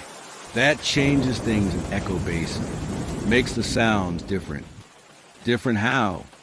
I asked, intrigued rather than concerned. Merritt frowned, seeming to struggle for words. "Just don't call out when it's raining. Don't make any loud sounds, especially your voice." I smiled, assuming this was local superstition. "I'll be recording, not shouting," I assured him. "Even that," he said, "when it's raining, just listen. Don't make sounds yourself." Before I could question him further, he turned and headed back to his truck, calling over his shoulder, "I'll be back in 4 days. Same spot, noon sharp." The hike to Echo Basin took just over 5 hours, longer than expected due to the increasingly difficult terrain. The trail, barely discernible in places, wound through dense forests of unusual twisted pines before descending into a labyrinth of red rock formations. The sky continued to darken as I walked, the air becoming heavy with impending rain. I reached Echo Basin as the first droplets began to fall. The basin itself was breathtaking, a roughly circular valley perhaps half a mile across, surrounded by towering rock walls riddled with caves and crevices. The floor of the basin was relatively flat, covered with sparse vegetation, and scattered with smaller rock formations that resembled abstract sculptures. About 100 yards from the basin center stood a peculiar rock structure, a roughly conical formation with a hollow center, rather like a crude stone hut. It seemed to offer the best shelter from the increasing rain, so I made my way toward it, picking a careful path across the basin floor. The structure was even more perfect than it had appeared from a distance. The hollow interior was about 8 feet in diameter, with a rough opening serving as a doorway, and several smaller apertures in the stone that resembled windows. The ceiling rose to a natural chimney-like opening that let in light, but, due to its overhanging edges, kept out most of the rain. The floor was surprisingly level and dry, covered with a fine reddish sand. It seemed almost too convenient, as if it had been designed as a shelter rather than formed by natural processes. I set up my camp inside the stone chamber, spreading my sleeping bag on the sandy floor and arranging my recording equipment on a natural stone shelf. The rain was falling steadily now, creating a gentle percussion on the rock above and around me. Despite Merritt's bizarre warning, I decided to take advantage of the unusual acoustics of my stone shelter to make some initial recordings. I set up my most sensitive microphone and began a simple sound test, speaking in the measured tones I use for calibration. Sound check. Levels test 1, 2, 3. What came back to me froze the blood in my veins. My voice returned, but wrong, altered in a way that no natural echo should be. The pitch was slightly higher, the cadence subtly changed, as if someone were doing a poor impression of me. And the words were not quite what I had said. Check sound, test levels 3, 2, 1. The sequence was reversed, but that wasn't what disturbed me most. It was the quality of the voice, my voice, but with an undertone I couldn't identify, something almost eager beneath the measured professional tone. I told myself it was simply an unusual acoustic phenomenon. The Kalmiopsis was known for its strange sound properties. After all, this was exactly the sort of material I had come to record. I should be intrigued, not frightened. I tried again, this time recording a longer sequence. This is Julian Harwick, sound engineer, recording an echo basin in the Kalmiopsis wilderness. The date is September 17th, and the time is approximately 6:42 p.m. Rain is falling steadily.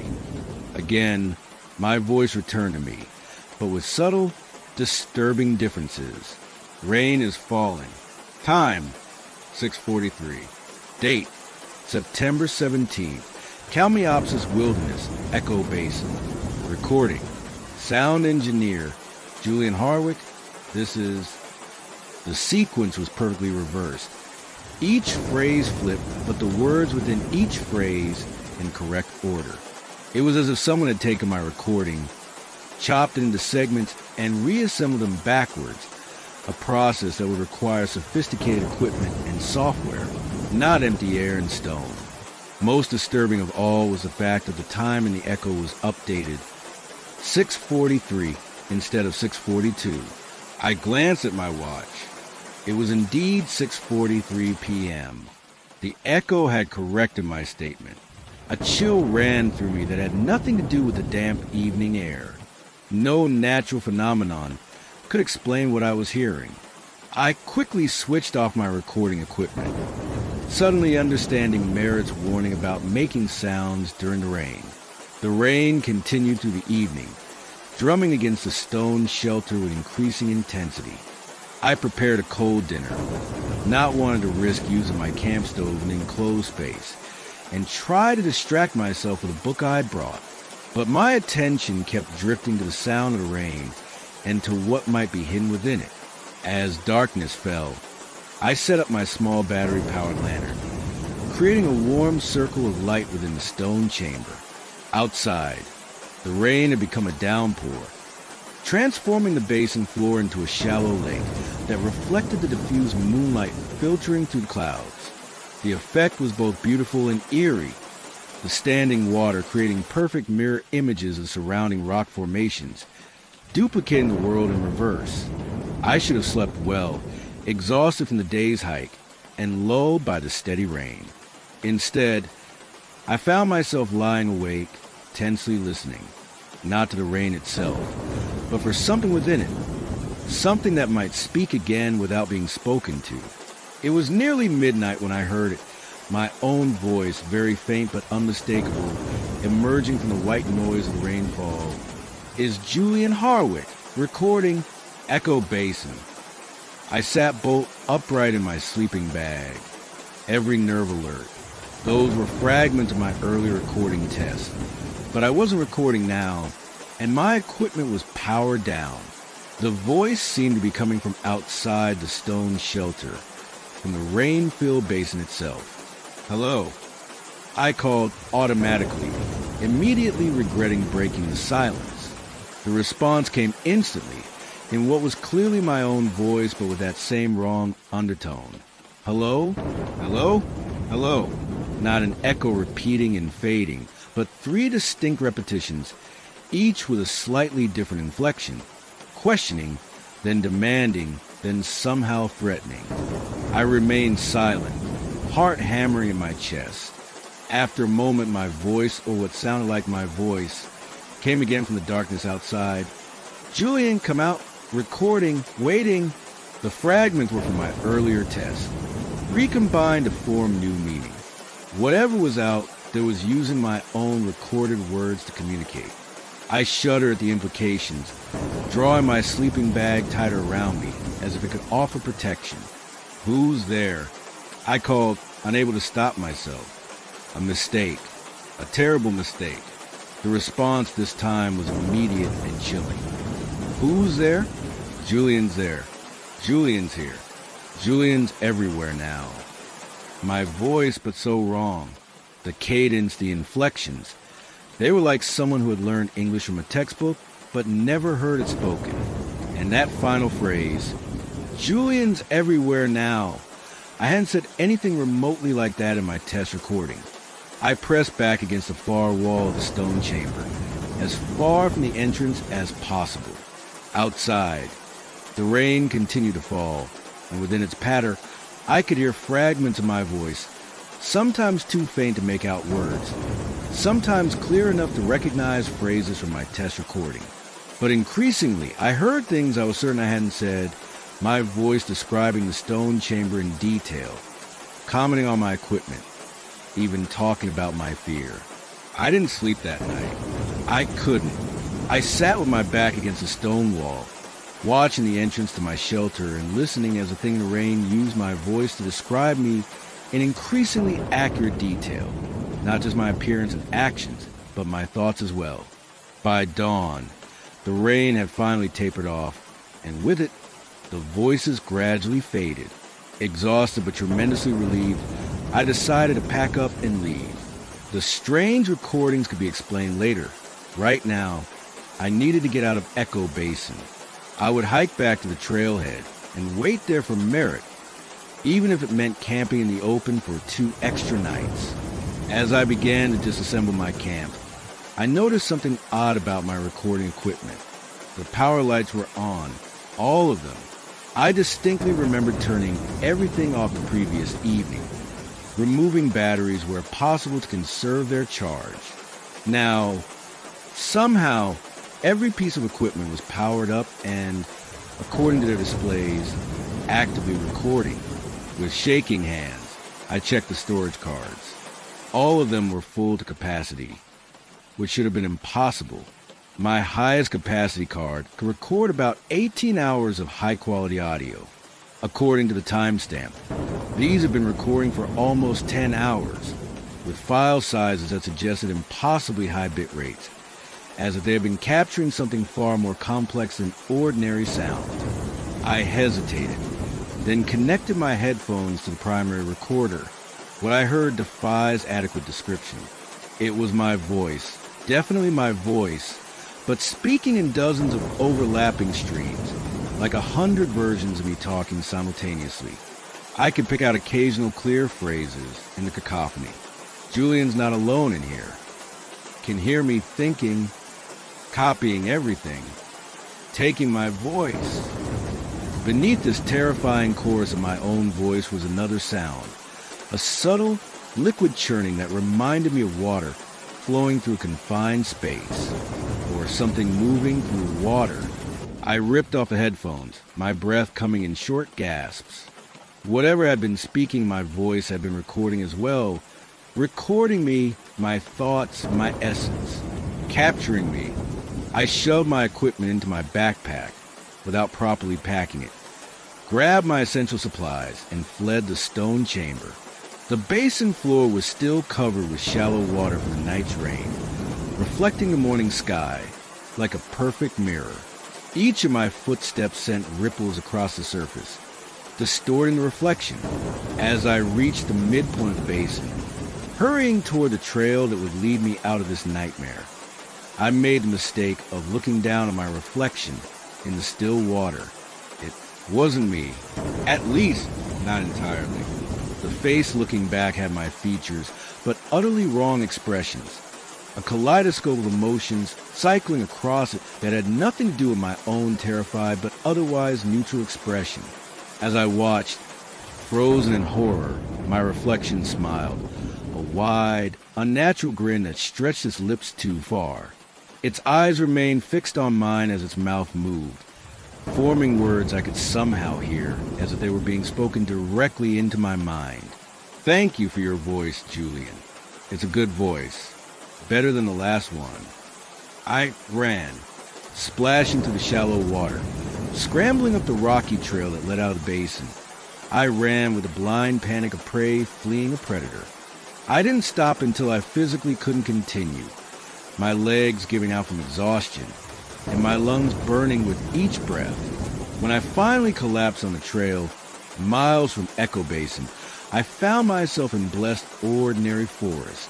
The strange, twisted pines had given way to more typical conifers, and the red rock formations were no longer visible behind me.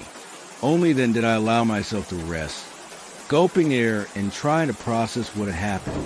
That's when I noticed the silence. Not ordinary forest silence, with birds calling and insects buzzing and leaves rustling. True silence. No sound whatsoever, as if the entire forest were holding its breath. And then I heard it, my own voice coming from everywhere, nowhere. "Julian, wait, not finished, need more." I scrambled to my feet and began running again, ignoring the burning in my muscles and the stabbing pain in my side. The voice followed, sometimes seeming to come from ahead of me on the trail, sometimes from the forest on either side, sometimes from directly behind me. Always my voice, but increasingly distorted, as if whatever was using it was losing its grip on the nuances of human speech. I reached the trailhead by late afternoon, hours ahead of Merritt's scheduled return. The small clearing was empty, my desperate hope of finding another hiker or ranger unfulfilled. I collapsed beside the crude wooden sign marking the trail, too exhausted to continue. As darkness began to fall, the forest around the trailhead remained eerily silent. No birds settling down for night, no insects beginning their evening chorus. Nothing but stillness that seemed to be watching, waiting. And then the rain began again, just a few drops at first, pattering on the leaves above me, then a steady, gentle rainfall that gradually increased in intensity. With the rain came the voices, my voice, refracted and multiplied, speaking from the very air around me. "Julian gave us your voice. Not the first, won't be the last, but the best so far. So articulate, so expressive, perfect for calling the others." I covered my ears, but it made no difference. The voices seemed to bypass my eardrums entirely, resonating directly in my mind. I tried screaming to drown them out, but this only seemed to provide them with more material. My screams came back to me twisted and modulated, transformed into words and phrases I never intended. I don't remember when Merritt found me.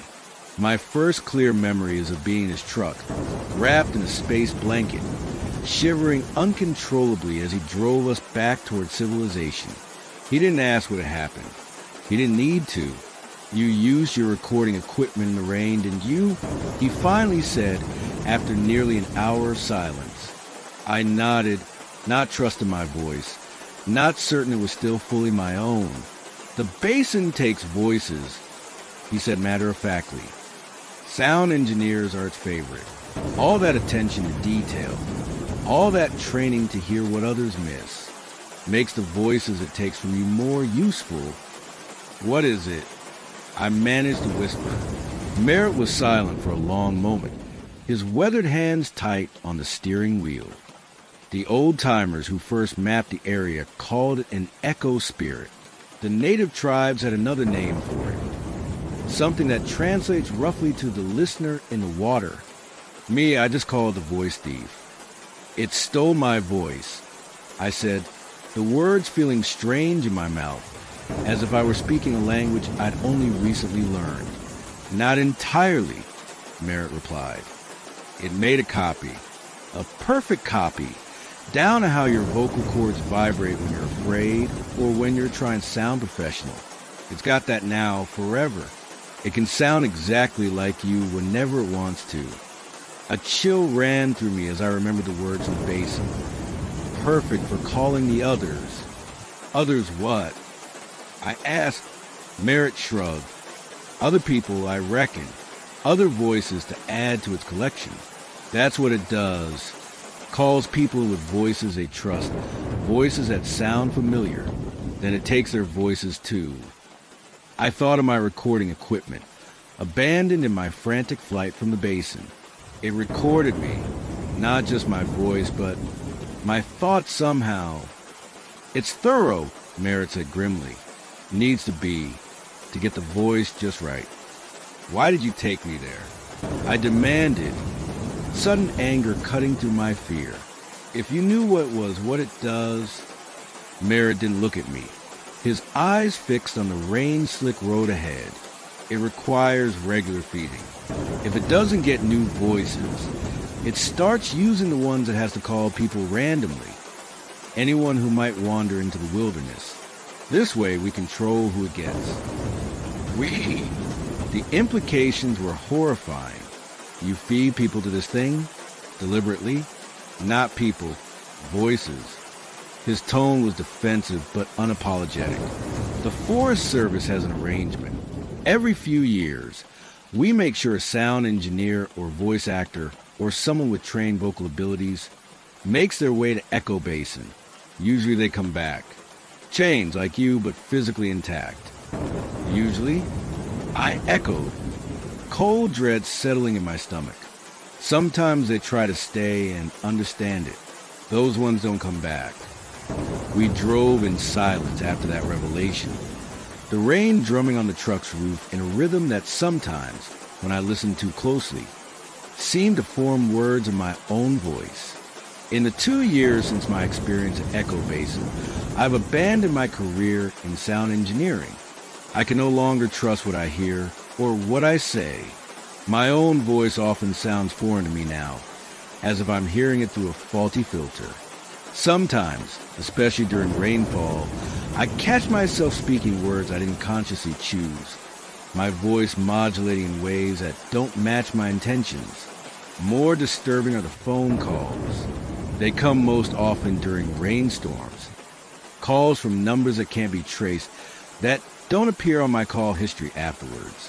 When I answer, I hear my own voice speaking back to me, telling me that I'm needed back at Echo Basin, that the recording isn't complete, that they're waiting for me to return.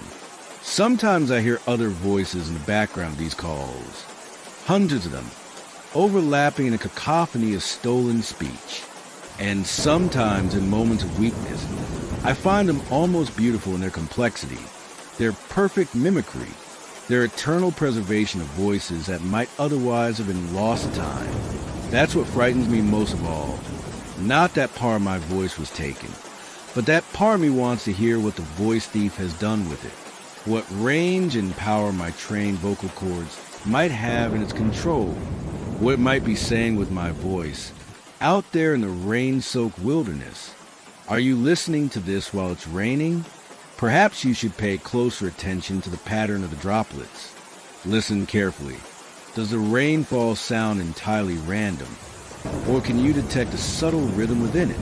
A pattern that almost resembles speech? And if you hear someone calling your name from within that rainfall, someone whose voice you recognize and trust, perhaps you should remember Echo Basin. Remember that voices can be stolen, duplicated, repurposed. Remember that not everything that speaks is necessarily human, or ever was.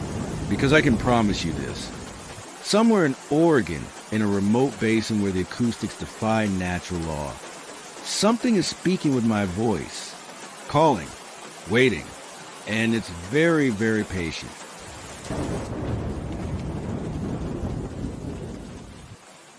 Have you ever had the unsettling experience of being absolutely certain you've locked the door, only to find it standing open moments later?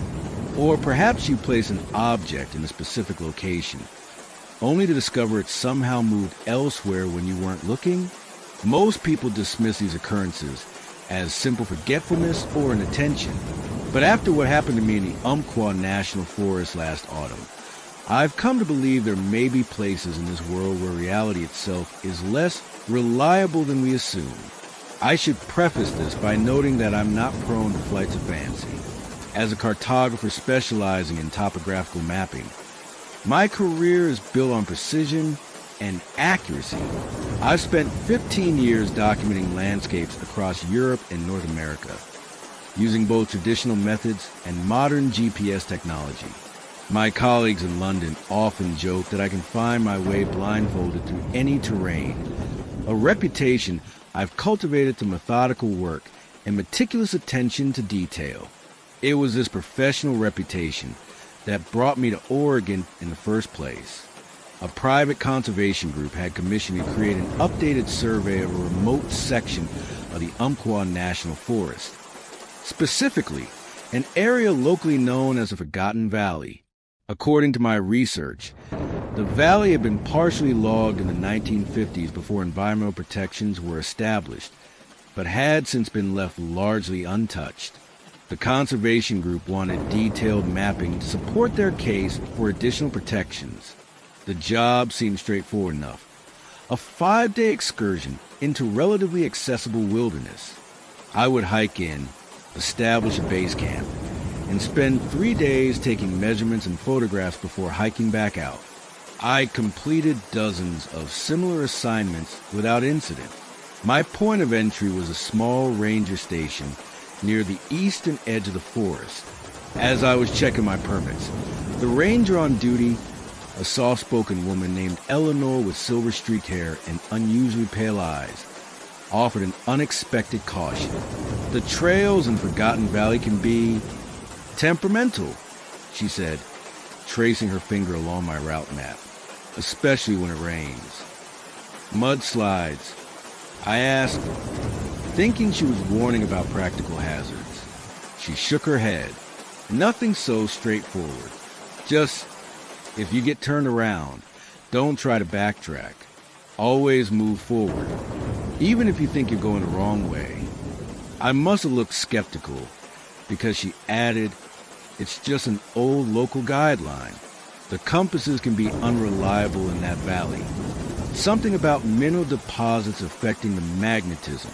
Moving forward tend to get you back on track eventually. It seemed an odd piece of advice, but I nodded politely and assured her I had multiple navigation tools, including GPS. She didn't look reassured, but stamped my permit nonetheless. The forecast calls for rain starting tomorrow evening, she added as I turned to leave. If you can set up camp before then, you'll be more comfortable. The hike was pleasantly uneventful. The main trail was well maintained, winding through towering Douglas firs and western hemlocks, whose branches filtered the afternoon sunlight into dappled patterns.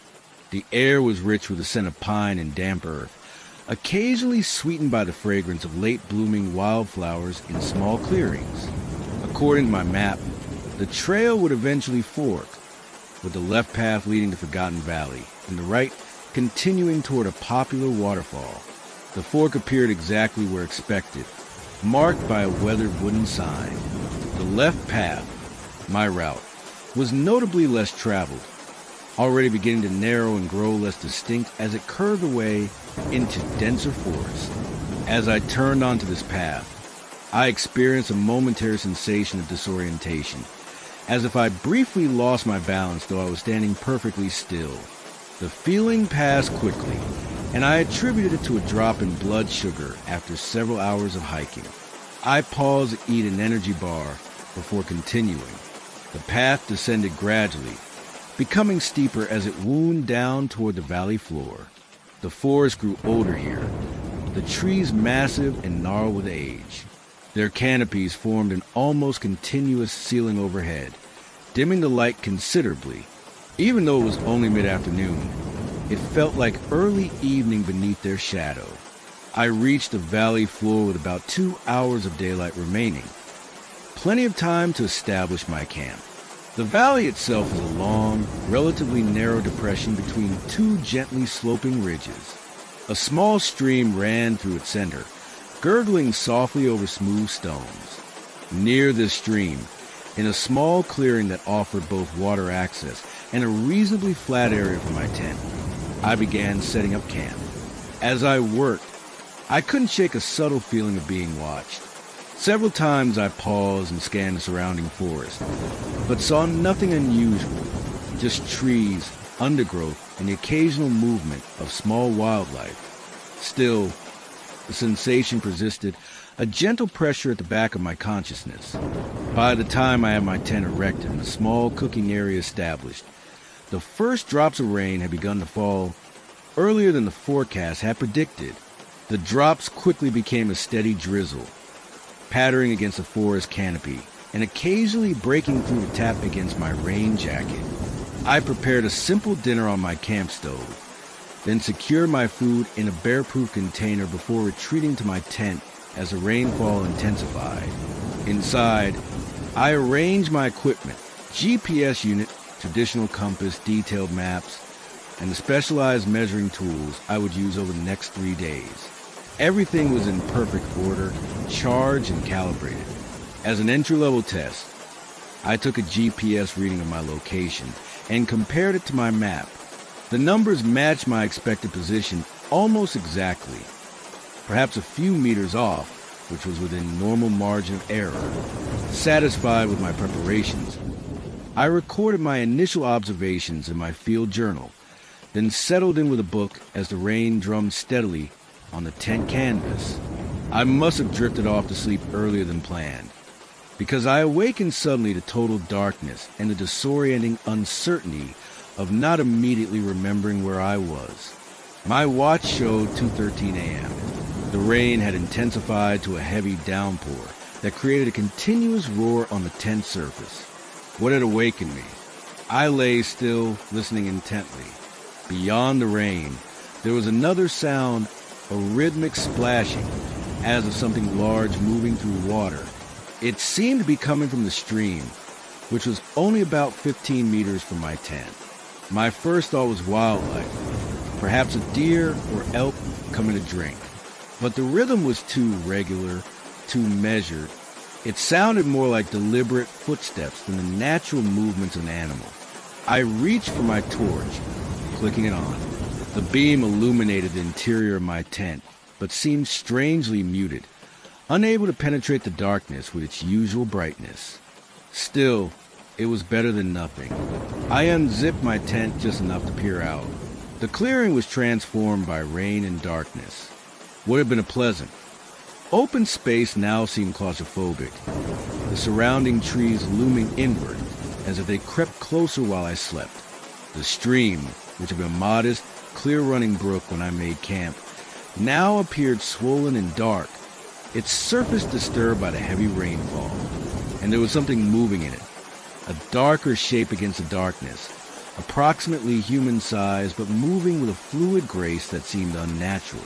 It appeared to be walking up the center of the stream, against the current, water swirling around what might have been legs. I pulled back sharply, zipping the tent closed as quietly as possible. My heart hammered against my ribs as I tried to make sense of what I'd glimpsed. It could have been a bear, I reasoned, though the movement hadn't seemed ursine. More likely, in the confusing play of shadows and rain, my mind had constructed a human-like figure from random elements, a psychological phenomenon I knew was common in low-light conditions. Still, I wasn't eager to investigate further. I decided to remain in my tent until morning, when daylight would dispel both the darkness and likely my unease. I switched off my torch to conserve its batteries and lay back down, though I knew sleep would be elusive now. As I lay there, listening to rain, a new sound emerged, a soft rustling directly outside my tent, as if something were brushing against the fabric.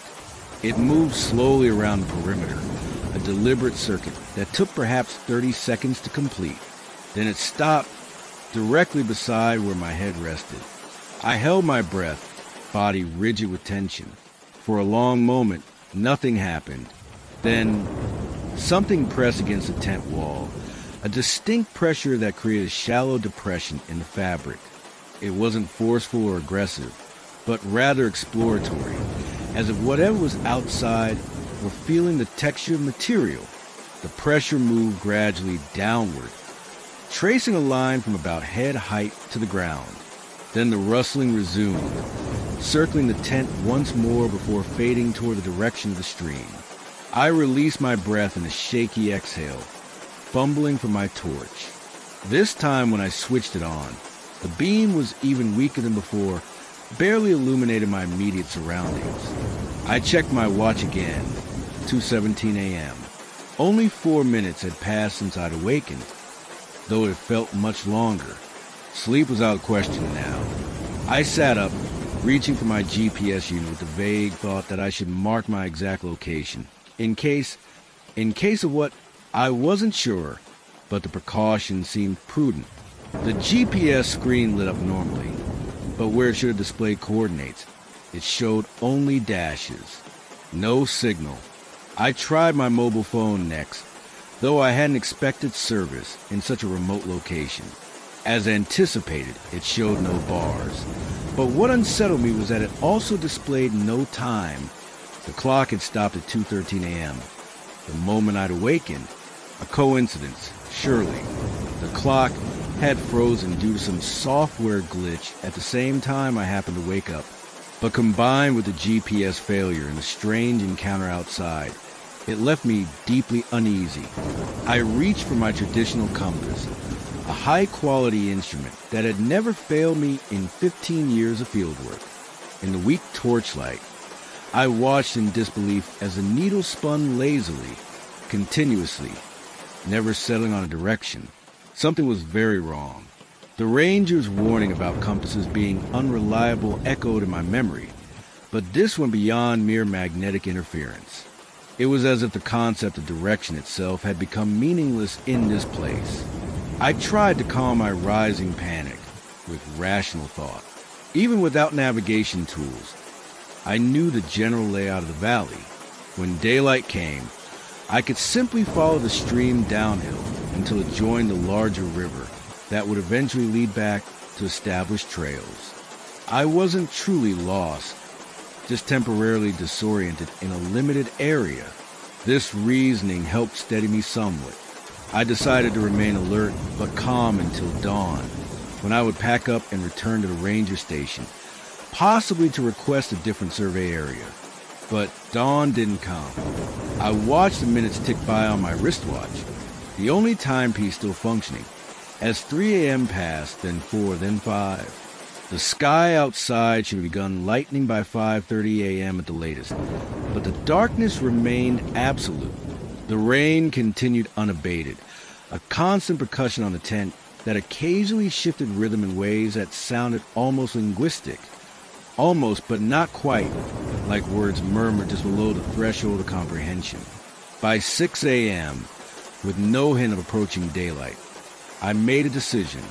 I couldn't remain in the tent indefinitely. I needed to attempt to find my way out, darkness and rain notwithstanding. I had a headlamp with fresh batteries, rain gear, and a general sense of the valley's layout. It would be challenging, but not impossible. I packed efficiently, years of field experience serving me well despite my growing dread. When everything was secured in my backpack, I took a deep breath, zipped open the tent, and stepped out into the rain. The darkness was even more complete than it had appeared from inside. My headlamp carved a tunnel of weak light, perhaps 3 meters long, before being swallowed by the gloom. The rain fell in sheets, obscuring visibility further and immediately beginning to penetrate my supposedly waterproof jacket. I oriented myself toward the stream, intending to use it as my guide, but where the stream should have been, where it had definitely been when I made camp. There was now only a depression in the earth, a dry stream bed filled with smooth stones that gleamed wetly in my headlamp's beam. This was impossible. The stream had been flowing when I glimpsed it just hours earlier.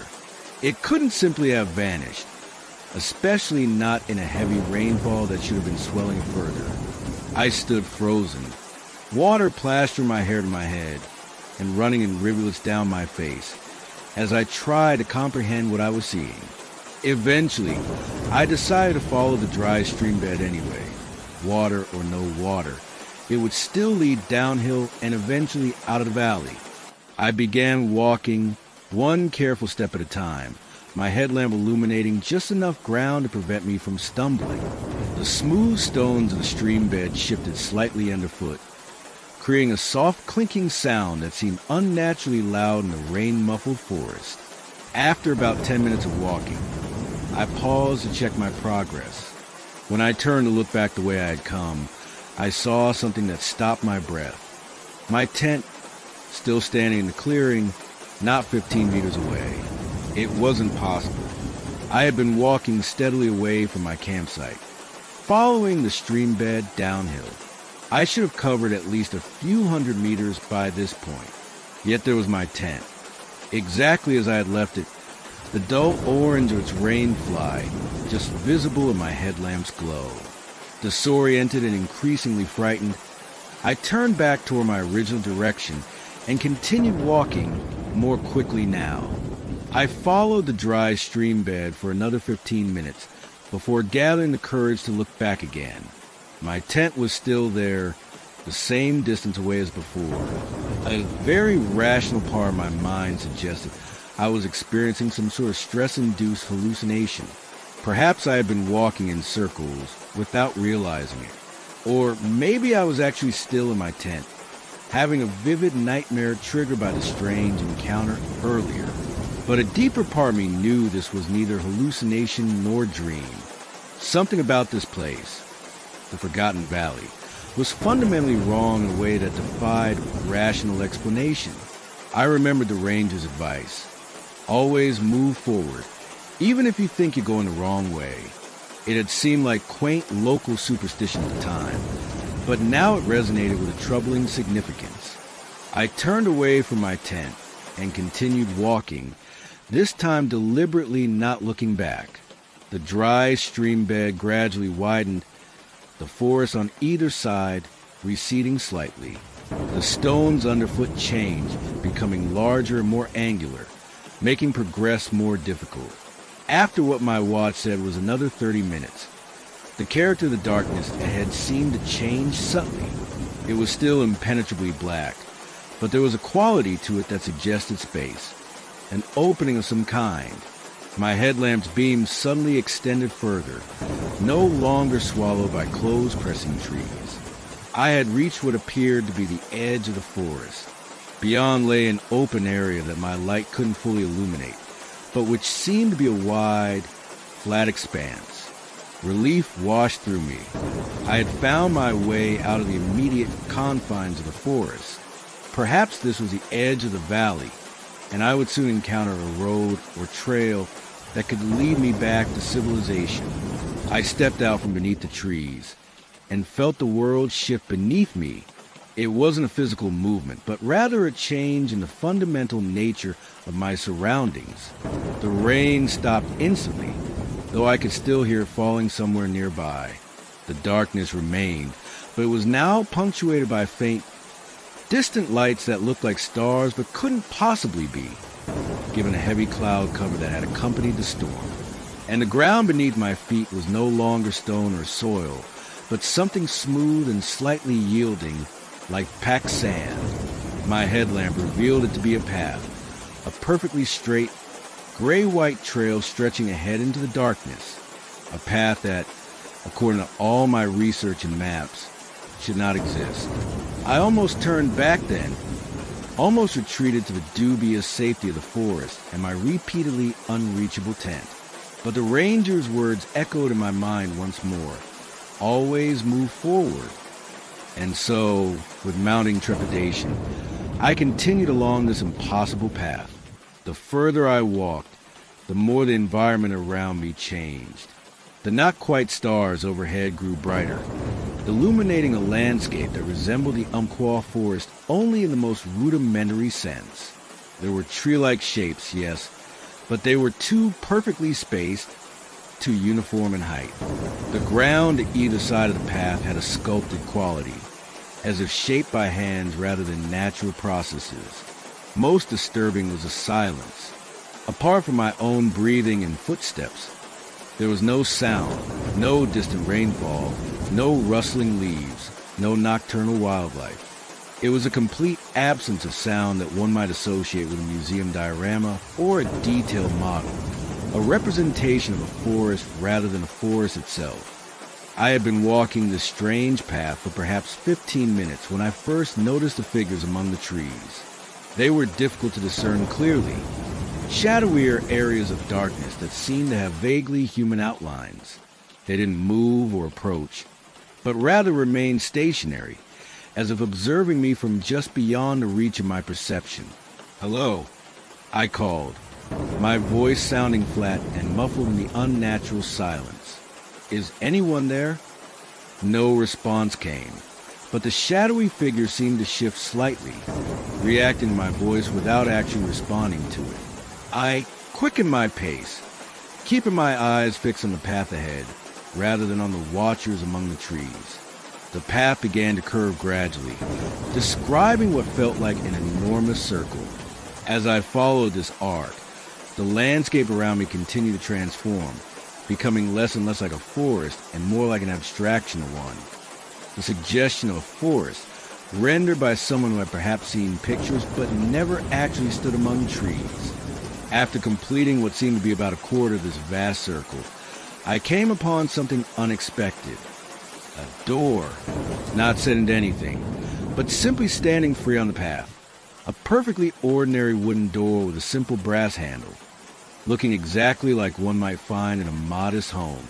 I stopped a few paces away, staring in bewilderment. The door was so mundane, so out of place in this increasingly surreal landscape, that it almost seemed more threatening than the shadowy figures or the impossible path. As I stood there uncertain, I noticed something carved into the wood near the top of the door. A single word: forward. The ranger's advice again: always move forward. With great reluctance, I approached the door and grasped the handle. It turned easily, and the door swung open to reveal my tent, not as seen from outside, but the interior view. My sleeping bag laid out neatly, my equipment arranged along one side, my field journal open to the last page I had written, exactly as I had left it, viewed from an impossible angle given that I was standing on a path in what should have been open air. I stepped through the doorway, half expecting to meet resistance or to find myself entering some illusion. Instead, I was simply inside my tent again. The door through which I had entered was gone, replaced by the normal zippered entrance.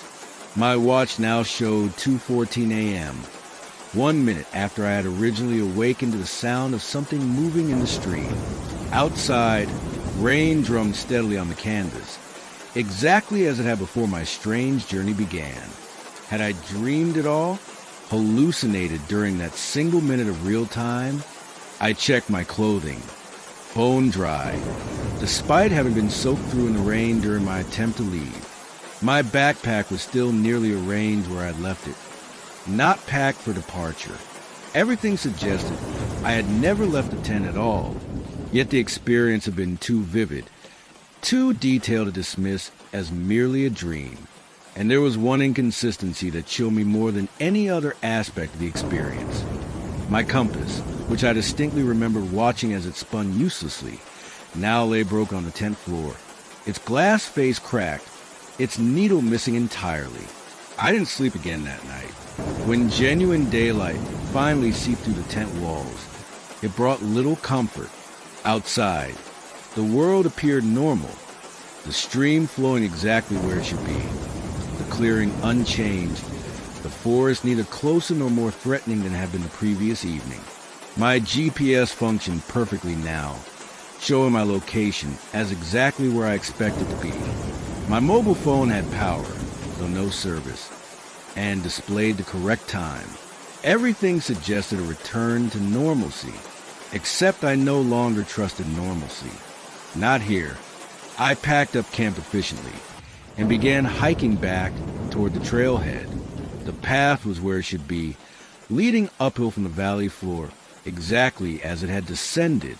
The forest was merely a forest again, beautiful rather than menacing in the morning light. But as I walked, I noticed something odd about my surroundings. Though I was following the same path I had used to enter the valley, the specific landmarks I remembered: a distinctive bent tree, a peculiar rock formation, a small clearing with yellow wildflowers. were absent. The general character of the forest was correct, but the details were wrong, as if I were traversing a similar but distinctly different trail. When I reached the fork where the path should join the main trail, I found not the weather wooden sign I remembered, but more modern metal one, giving distances to various landmarks in crisp white text on a green background. According to this sign, I was in a completely different part of the Umpqua Forest than I had intended to visit, some 7 miles west of where I should have been.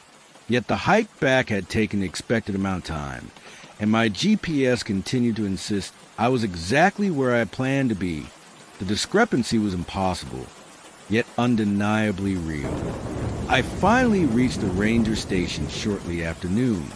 It was the same building I remembered, but the ranger inside wasn't Eleanor with her silver-streaked hair and pale eyes. Instead, a young man with a neatly trimmed beard looked up as I entered. "Can I help you?" he asked pleasantly. Yes, I managed, trying to gather my thoughts. "I'm just returning from the Forgotten Valley. I had some unusual experiences and wanted to ask about them." The ranger's friendly expression didn't change, but something subtle shifted in his eyes. "Forgotten Valley," he repeated. "I'm not familiar with that designation. Do you mean Whispering Valley, perhaps? Or Deadfall Basin?" "No, it's called Forgotten Valley," I insisted, pulling out my map. "It's right here between these two ridges." I laid the map on the counter between us. The ranger studied it, then looked up at me with a puzzled expression. "Sir, this isn't a Forest Service map," he said carefully. "I'm not sure where you got it, but it doesn't accurately represent this area." He pulled out an official map from beneath the counter and opened it beside mine. The general topography was similar, but the valley I had visited was indeed labeled Whispering Valley, not Forgotten Valley. Moreover, the trails were configured differently, with no fork matching the one I had taken. "This has to be wrong," I said, hearing the desperate edge in my voice. "I just came from there. I had a permit." I fumbled in my pocket for the permit that Eleanor had stamped. When I placed it on the counter, the ranger examined it with growing concern. "Sir, this isn't our permit," he said slowly. "This isn't even our stamp format, and we don't have a ranger named Eleanor at this station." I felt a cold weight settling in my stomach. "She was here yesterday," I insisted. "Silver-streaked hair, pale eyes. She warned me about the compasses being unreliable in the valley." The ranger's expression had now shifted from puzzlement to alarm. "Sir, I've been the only ranger at this station for the past week, while the others are at training. No one matching that description works for Forest Service in this district." He continued speaking, something about checking if I needed medical assistance, but his words seemed to come from very far away. In my mind, I was back in that moment of disorientation on the trail, when I'd turned onto the path that shouldn't have existed and felt that brief vertigo, as if reality itself had hiccuped. I left the ranger station in a daze, ignoring concerned questions that followed me. In my car, I sat staring at the two maps, mine, showing Forgotten Valley, and the official one I had somehow acquired from the ranger, showing Whispering Valley instead. As I watched, the name on my map seemed to waver, the letters rearranging themselves until they matched the official designation, Whispering Valley.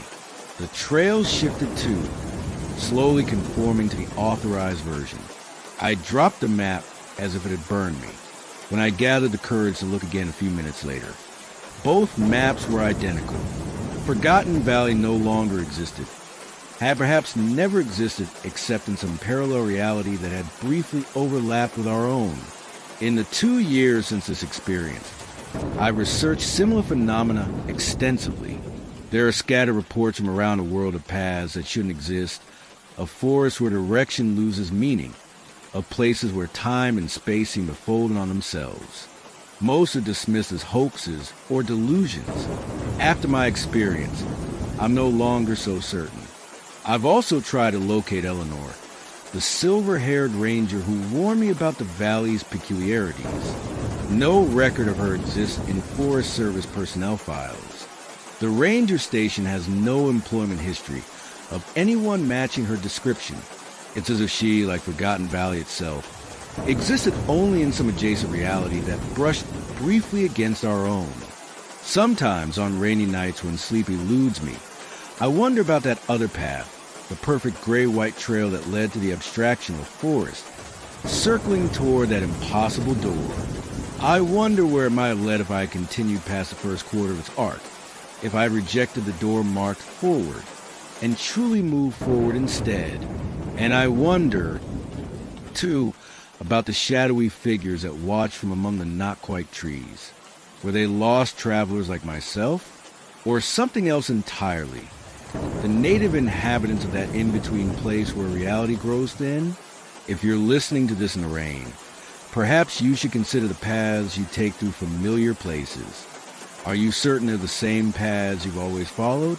Or might they sometimes shift when you aren't paying attention, leading you briefly through places that exist alongside our world rather than within it? Because that's the true terror of my experience in Oregon. Not that I found my way into somewhere impossible, but that I found my way back to a world so similar to my own that only the smallest details reveal it isn't the same place I left. A world where Forgotten Valley never existed, where Eleanor never worked at the ranger station, where I carry memories of experiences that couldn't possibly have happened in this reality. And I wonder, with increasing frequency, if I ever truly found my way home at all.